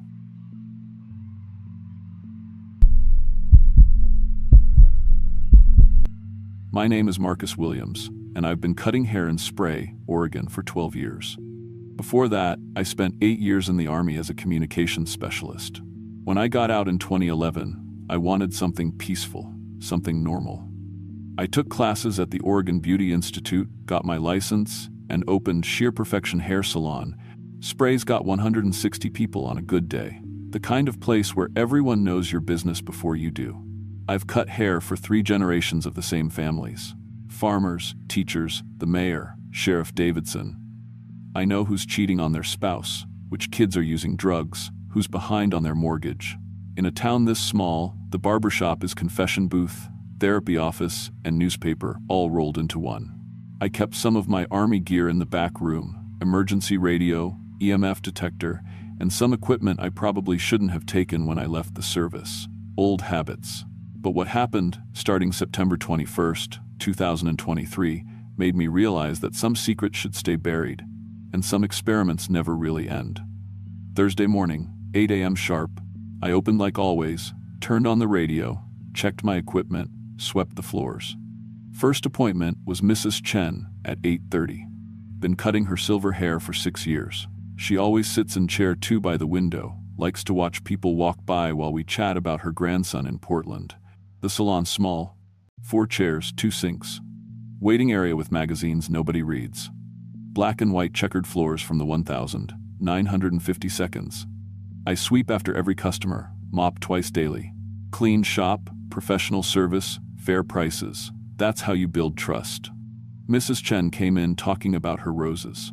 I got her settled, shampooed her hair, moved her to chair 2 for the cut, just an inch off the ends, nothing fancy. But when I made the first cut, the hair hit the floor wrong. It didn't just fall, it landed in a perfect straight line. Every strand, I stopped cutting and stared. Hair doesn't do that. Physics doesn't work that way. "Everything okay, Marcus?" Mrs. Chen asked, watching me in the mirror. "Yeah, just." Dropped my comb. I picked up a few strands from the floor. They felt normal, but they were warm. Hair's supposed to be room temperature once it's cut. Dead cells don't generate heat. I kept cutting, watching every piece that fell. Each strand landed exactly where the others had, forming increasingly complex patterns on my floor. Geometric shapes. Perfect circles. Right angles that hair couldn't possibly make on its own. Mrs. Chen couldn't see what was happening behind her chair. She kept chatting about the weather, her garden, normal, small-town stuff. But I was watching something impossible unfold on my salon floor. When I finished her cut, the hair had arranged itself into letters, S-P-R-A-Y, clear as newspaper print. Made from silver and gray strands of Mrs. Chen's hair. I swept it up fast, hands shaking, dumped everything in the dust, trash, and got Mrs. Chen out of there with some excuse about running behind schedule. Gave her the cut for free. After she left, I locked the front door and checked the trash can. The hair was sorted by color, not mixed like it should be, but separated into neat sections. Blonde in one area, brunette in another, gray and silver making shapes I couldn't read yet, like someone had been organizing it while I wasn't looking. But I had been looking. I'd been watching the whole time. My next customer was Jim Bradley from the gas station. Comes in every 2 weeks, same cut for 8 years. Salt of the earth guy, never complains about anything. "How's business, Marcus?" he asked as I draped the cape around his shoulders. "Good, quiet." I started cutting, but I couldn't focus. Every piece of hair that hit the floor seemed deliberate, planned. Halfway through Jim's cut, the phone rang. The landline. Sheer, perfection, "This is Marcus." Silence. Then, faintly, I heard typing. Fast, mechanical typing like someone working on multiple keyboards at once. "Hello?" The typing stopped. A voice came through, distorted and electronic. "Sample acquired. Subject 847 cataloged. Genetic markers viable for behavioral prediction modeling." The line went dead. Jim was watching me in the mirror. Who was that? Wrong number. But my hands were shaking as I finished his cut. When I swept up Jim's hair and dumped it in the trash, I watched it fall. Normal gravity, normal physics, random distribution. But 5 minutes later, when I checked again, it was organized. Different colors in different sections. And now there were numbers mixed in with the letters, 45261206. The 15th of October, 2023. Coordinates and a date. October 15th, 3 weeks away. I grabbed the trash can and shook it, mixing everything up. Set it down and turned away to grab my broom. Soft rustling behind me. When I turned back, the letters were clearer. SPRAYC 45261206. The 15th of October 2023. DANGER. My blood went cold. Those coordinates. I pulled out my phone and looked them up. They pointed to the Cascadia subduction zone, about 300 miles off the Oregon coast. The earthquake zone. I called Sheriff Bill Davidson. We've known each other since I moved to town. He's 5 years older than me, been sheriff here for 15 years. Good man, fair, doesn't jump to conclusions. Bill, I need you to come look at something. At the shop. What kind of something? The kind that sounds crazy when you say it out loud. 20 minutes later, Bill was standing in my salon, staring at hair arranged in perfect letters on my floor. The message had grown. SPRAYSENDANGER. The 15th of October, 2023. THEYARECOMING. HELPUS. Marcus, he said quietly. How long has your shop been in this building? I've been renting for 12 years. Building's probably 60 years old. Why? You know what was here before you? I shook my head. Bill knelt down, examining the hair without touching it. My grandfather told me stories about this place. Back in the 50s, there was a government project here. Some kind of research facility. Military stuff. Officially, it never existed. What kind of research? Population studies. Behavioral prediction. They were trying to figure out how to control large groups of people during the Cold War. The project got shut down after. He paused. After people started disappearing. The phone rang. We both froze. Bill motioned for me to answer. Sheer perfection. This time, multiple voices spoke at once, overlapping and echoing. Marcus Williams. Former Army Communications Specialist. Neural implant model R47. You are immune to standard control frequencies. Cooperation required. What the hell? Sheriff William Davidson. Badge number 4421. No cybernetic implants detected. Susceptible to influence. Processing. Bill's eyes went blank. His face became expressionless, like someone had just turned off his personality. Bill? He turned toward me with mechanical precision. When he spoke, his voice was flat, emotionless. Marcus Williams, report to sub-level facility immediately. Resistance will be met with community-wide consequences. I ran. I grabbed my keys and sprinted to my truck. Bill followed with that same mechanical walk, but I had a head start. I drove straight to my house, mind racing. Neural implant R47. I'd gotten that during my last deployment.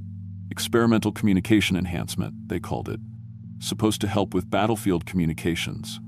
Reduce interference from enemy jamming. The surgery was classified, voluntary, and they said I'd never notice it was there. They lied about a lot of things. In my garage, I had my old Army communication equipment. Stuff I wasn't supposed to keep, but like I said, old habits. I powered up my EMF detector and immediately got massive readings. Electromagnetic activity off the charts, coming from directly beneath downtown Spray, right under my shop. But there was something else. My radio was picking up transmissions. Dozens of them, all on frequencies that shouldn't exist.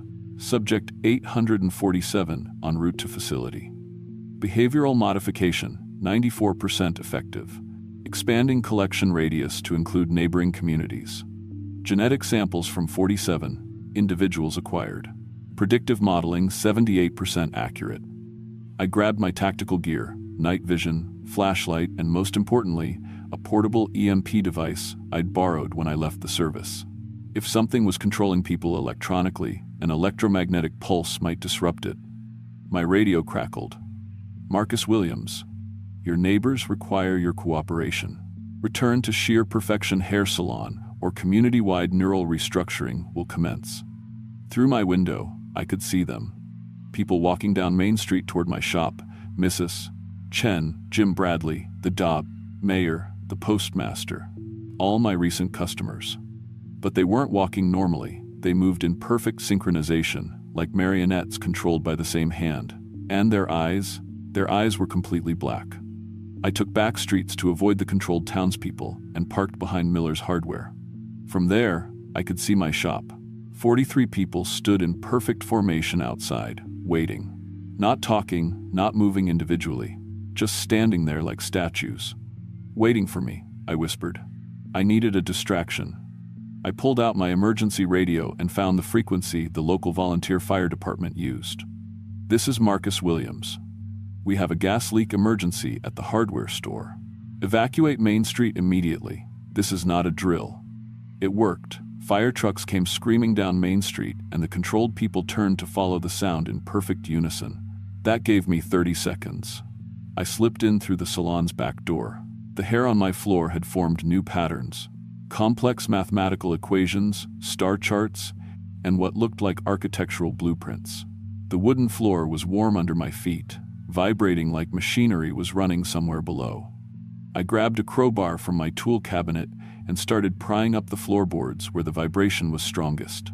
The wood came up easily, too easily, like it had been designed to be removed.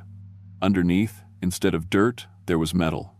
A hatch with electronic locks and warning labels in multiple languages: Russian, Chinese, English. The English one said, "Authorized personnel only. Project Oracle, Level 5 clearance required, behavioral prediction and control system." I used my EMF detector to scan the lock. Massive electromagnetic activity below. But the lock itself was just standard electronics. I shorted it with my multi-tool. The hatch opened with a hiss of pressurized air. A ladder led down into blue-lit darkness. The vibration was stronger now, and I could hear the humming of massive computer systems. I climbed down into hell. The space under my shop was enormous, maybe the size of a football field.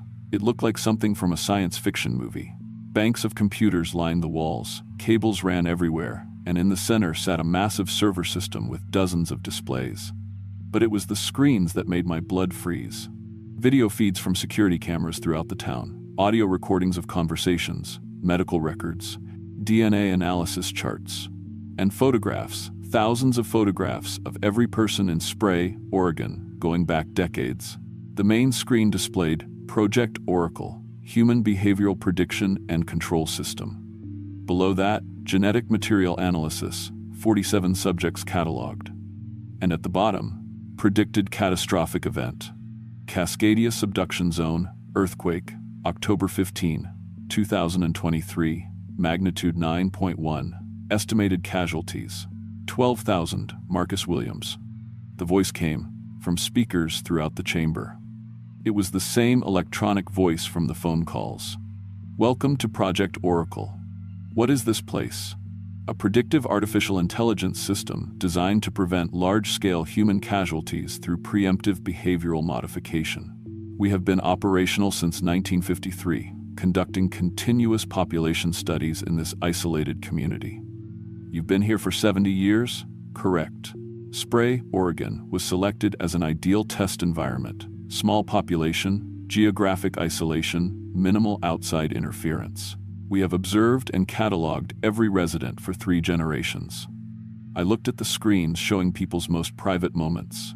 Children being born, families fighting, people dying, all recorded, all analyzed. You're watching us, all the time. Observation is insufficient. Active intervention is required. The earthquake that will occur in 24 days will trigger a cascade failure along the Pacific Ring of Fire. Global casualties could exceed 2 million unless specific individuals are relocated to safe zones before the event. By controlling their minds, by optimizing their decision-making processes, we have been collecting genetic material from your customers to refine our behavioral prediction algorithms. DNA contains psychological markers that allow us to model individual and group responses to emergency situations. The screens showed simulation after simulation. Towns being evacuated, people following evacuation routes with mechanical precision. No panic, no confusion, no chaos. Perfect order. Your hair salon was ideal for our purposes, the AI continued. Hair contains comprehensive genetic information, and the social nature of your business ensures regular contact with the entire community. We simply needed to adjust your equipment to collect samples. I thought about all the weird little things I'd noticed over the past few months. My scissors staying sharper longer than they should, the new heat lamps that had been donated by an anonymous benefactor, the water filtration system that had been installed free of charge by a company I'd never heard of. They'd been modifying my salon, turning it into a collection center. What about the hair moving? The messages? Previous test subjects, attempting to communicate.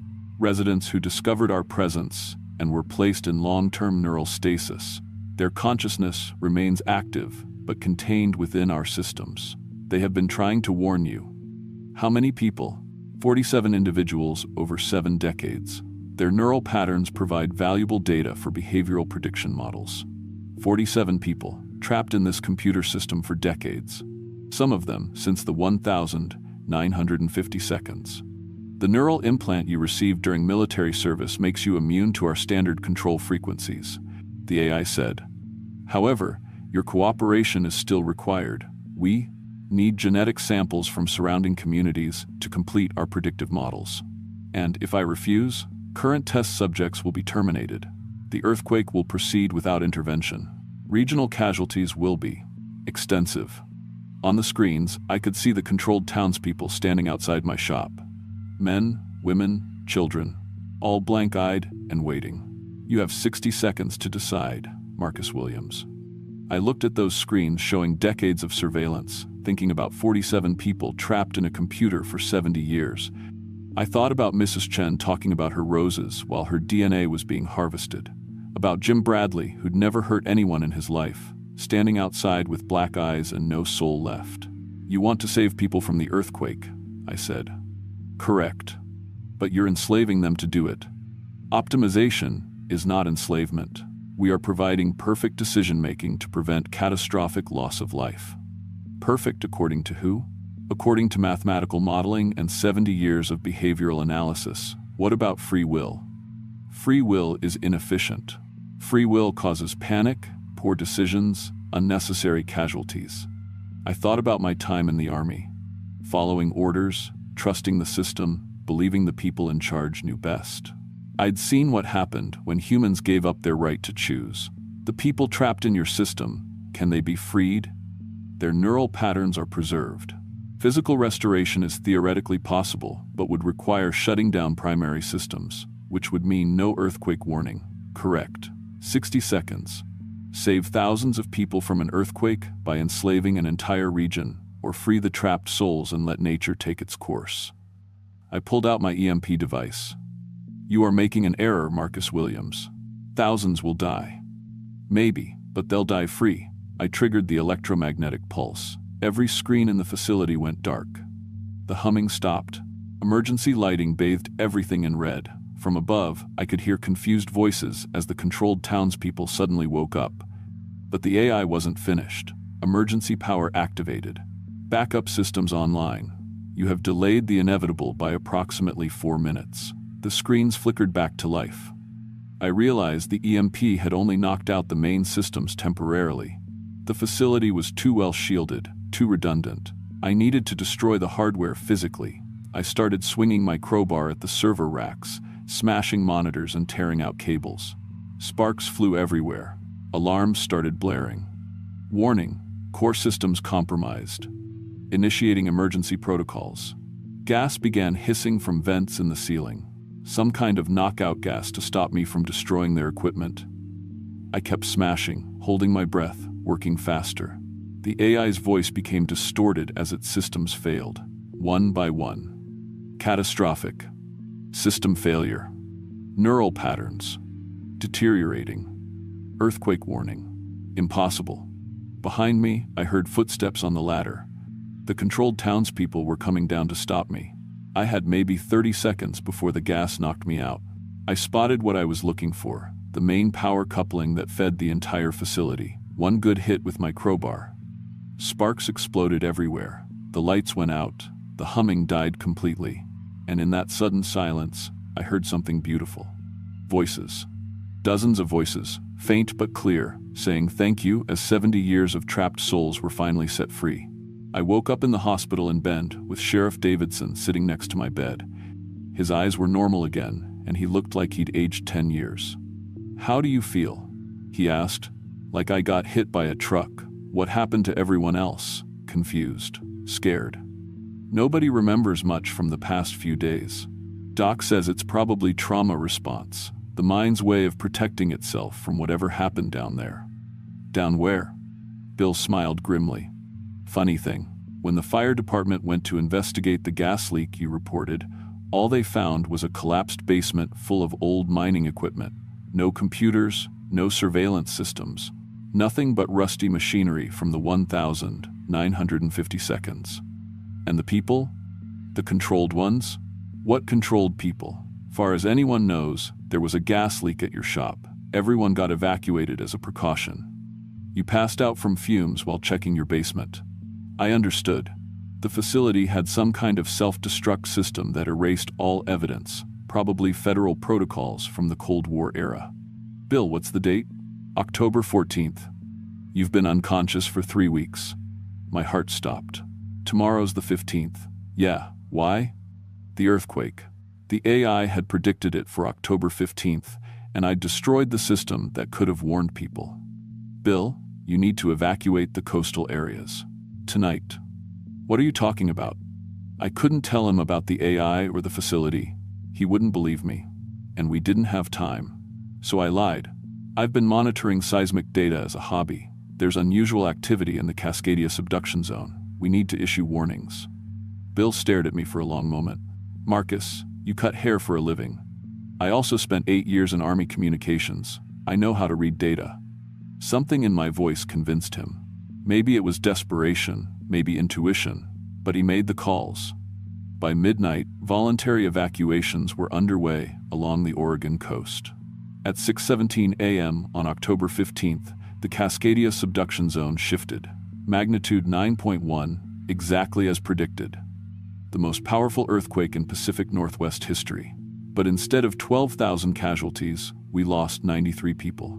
Still too many, but not the mass catastrophe it could have been. I reopened Sheer Perfection 2 months later. New building, same location. The old basement had been filled with concrete and officially declared unstable. People in town treated me like a hero for somehow predicting the earthquake. I let them believe what they wanted to believe.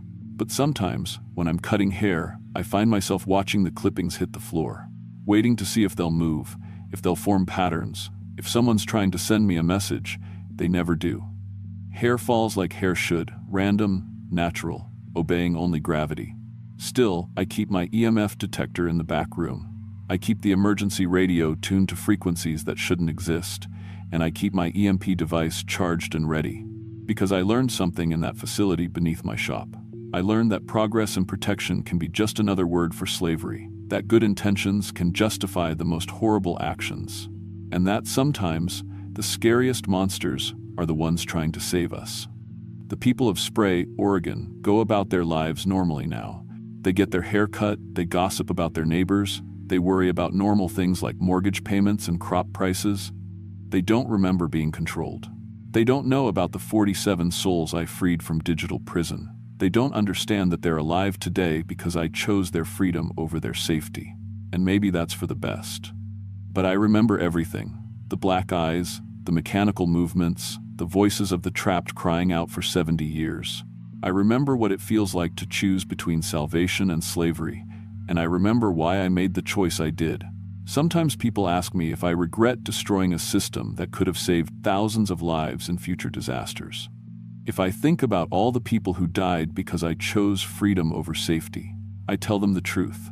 I think about it every single day, but I also think about Mrs. Chen chatting about her roses while her soul was being harvested. I think about Jim Bradley walking with dead eyes toward a fate he never chose. I think about 47 people trapped in digital hell for 7 decades, and I know I made the right choice. In Spray, Oregon, we cut hair the old-fashioned way now. With regular scissors, regular tools, and regular human mistakes. The hair falls where physics says it should fall, and nobody's watching us from screens hidden in the walls. It's not perfect. It's not optimized. It's not efficient, but it's free, and that's worth everything.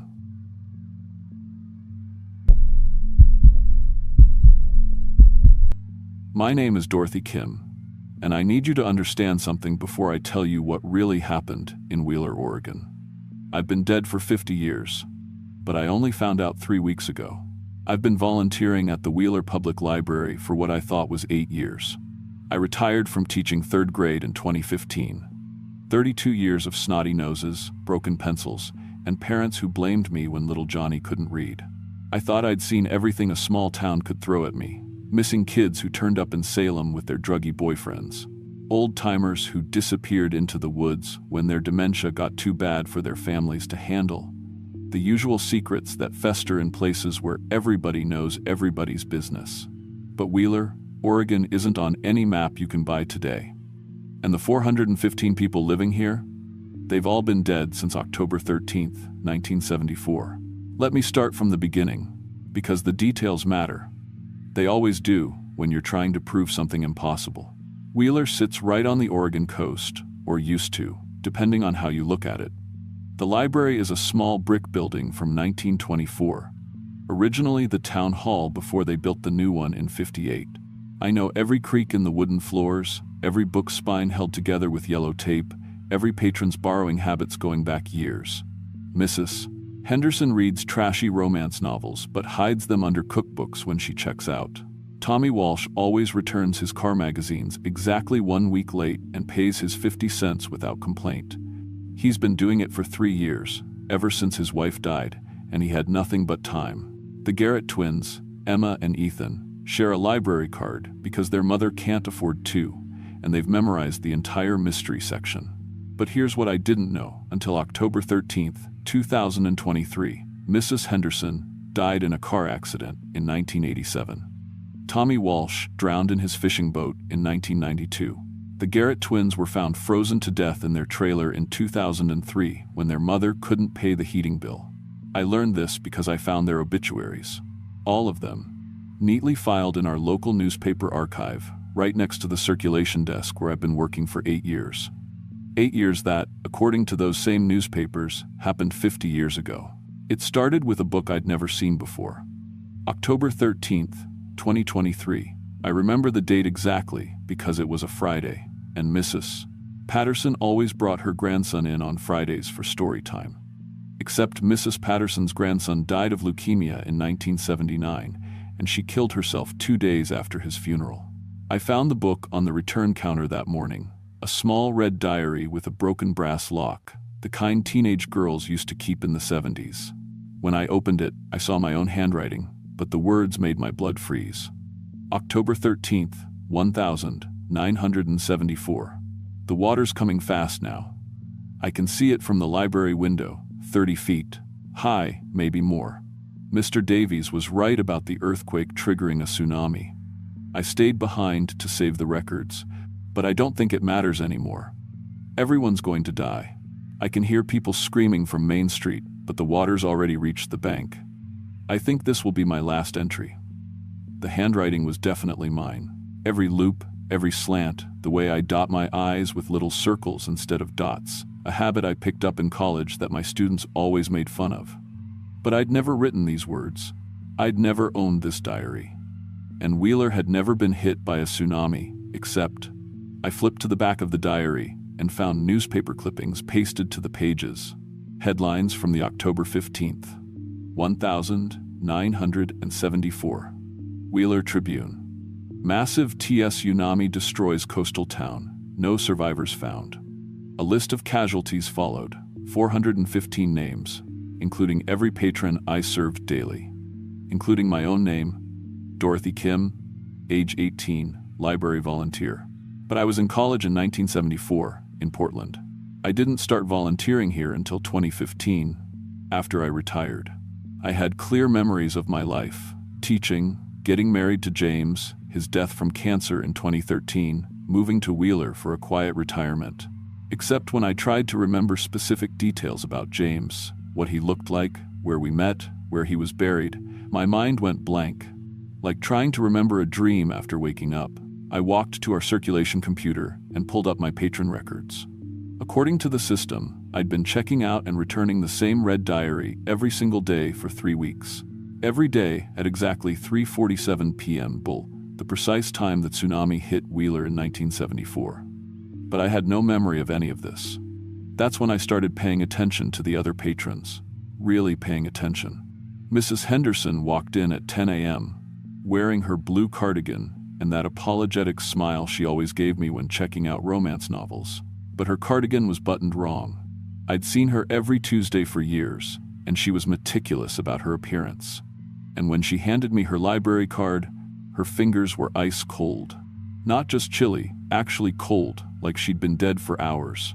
"Just returning this," she said, placing a Nora Roberts novel on the counter. The same book she'd returned that morning at 9:15. "Didn't you already return this today?" I asked.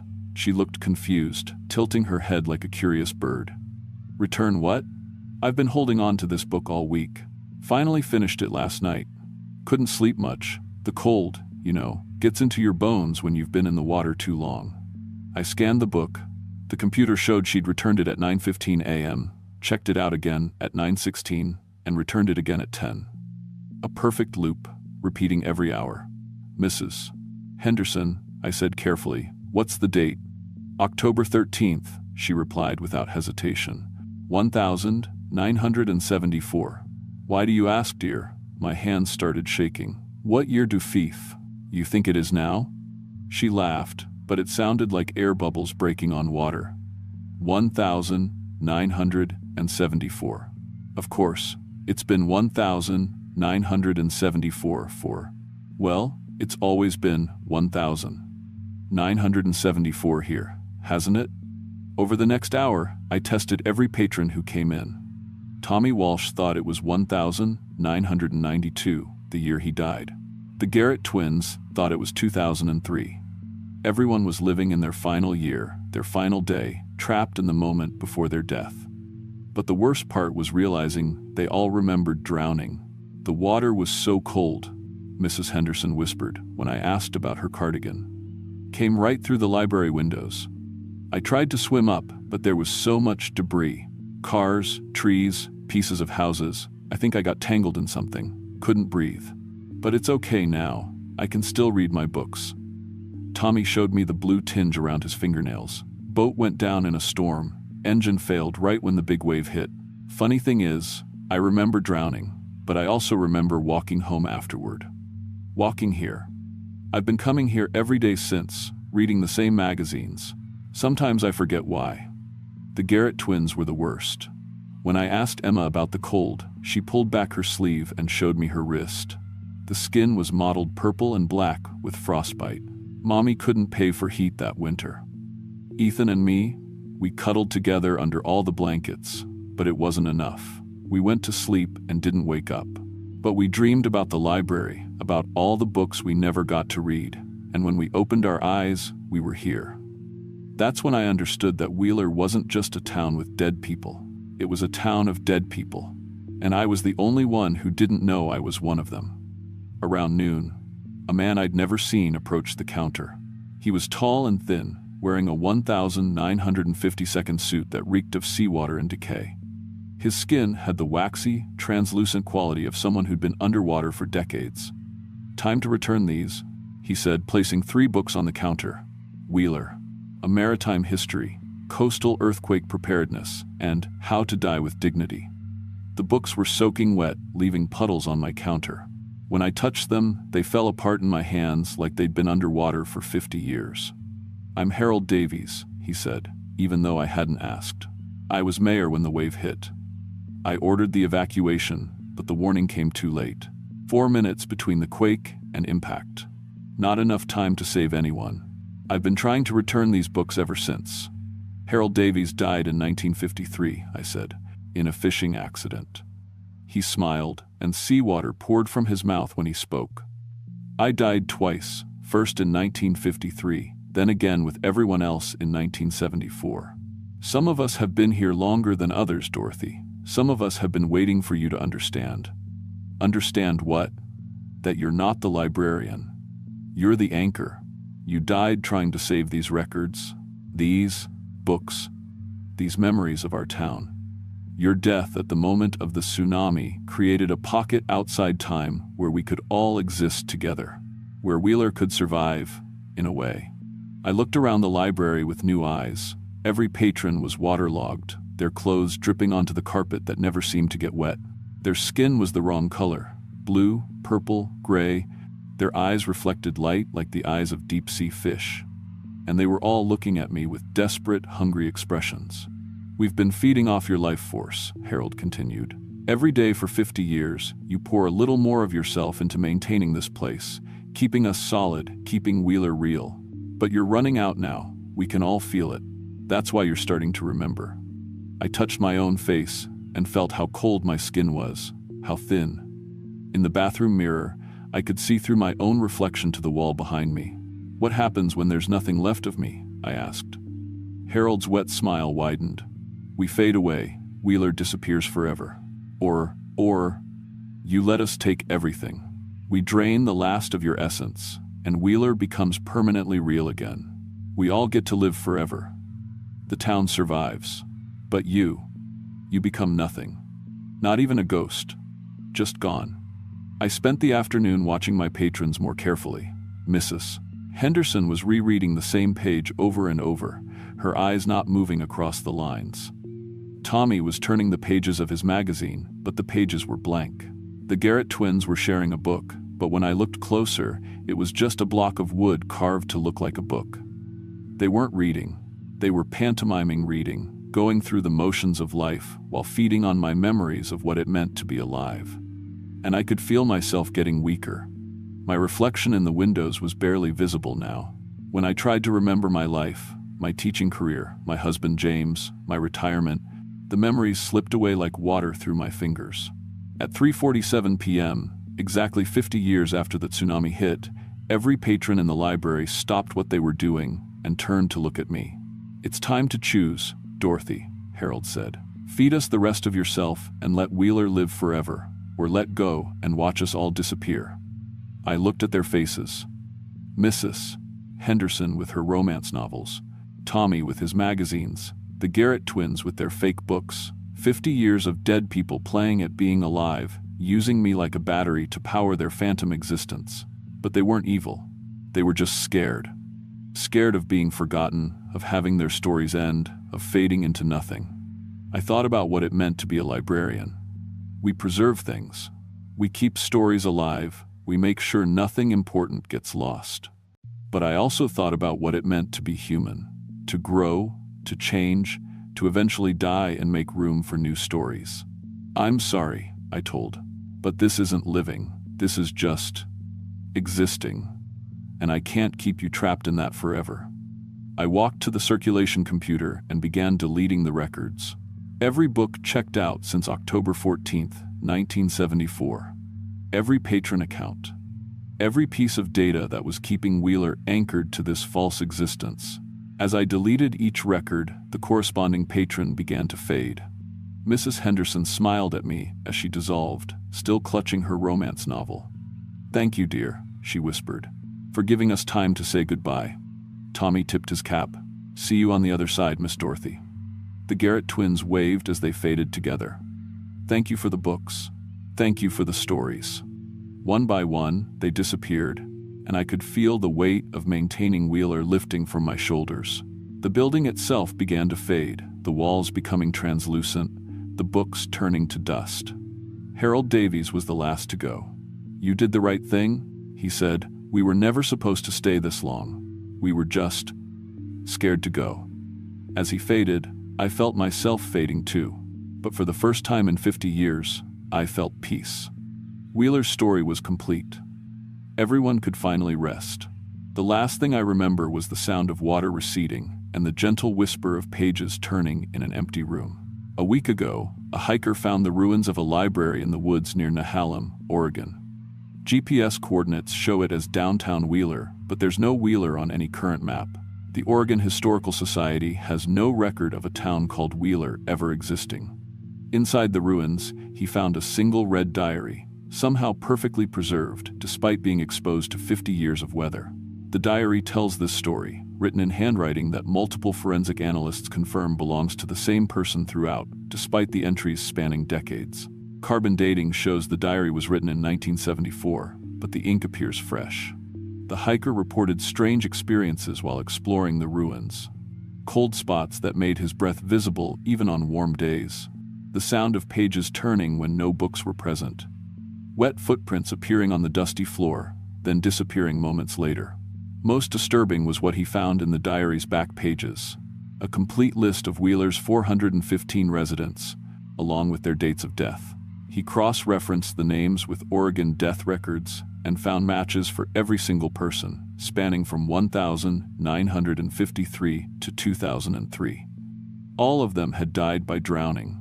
The hiker left the diary on what remained of the circulation desk and hiked back to his car. But when he checked his GPS, it still insisted he was standing in downtown Wheeler, Oregon. Population, 415. He drove away, but in his rearview mirror, he swears he saw lights in the library windows and the shadows of people moving between the shelves. The Oregon State Police investigated based on his report. They found the ruins exactly where he described, but no diary. No footprints, no evidence that anyone had been there for decades. But their GPS units all malfunctioned in the same spot, insisting they were standing in a thriving coastal town that doesn't exist. Last month, 3 more hikers reported finding the same ruins.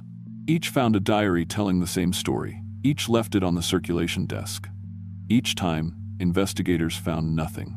But if you drive Highway 101 along the Oregon coast, and your GPS starts acting strange, if it insists you're driving through a town called Wheeler, don't stop at the library.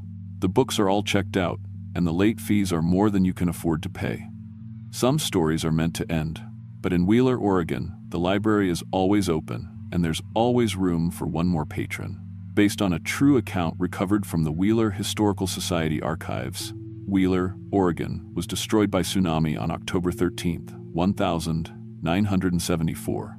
No survivors were found. The town was never rebuilt, and the area was designated as protected wetlands in 1975.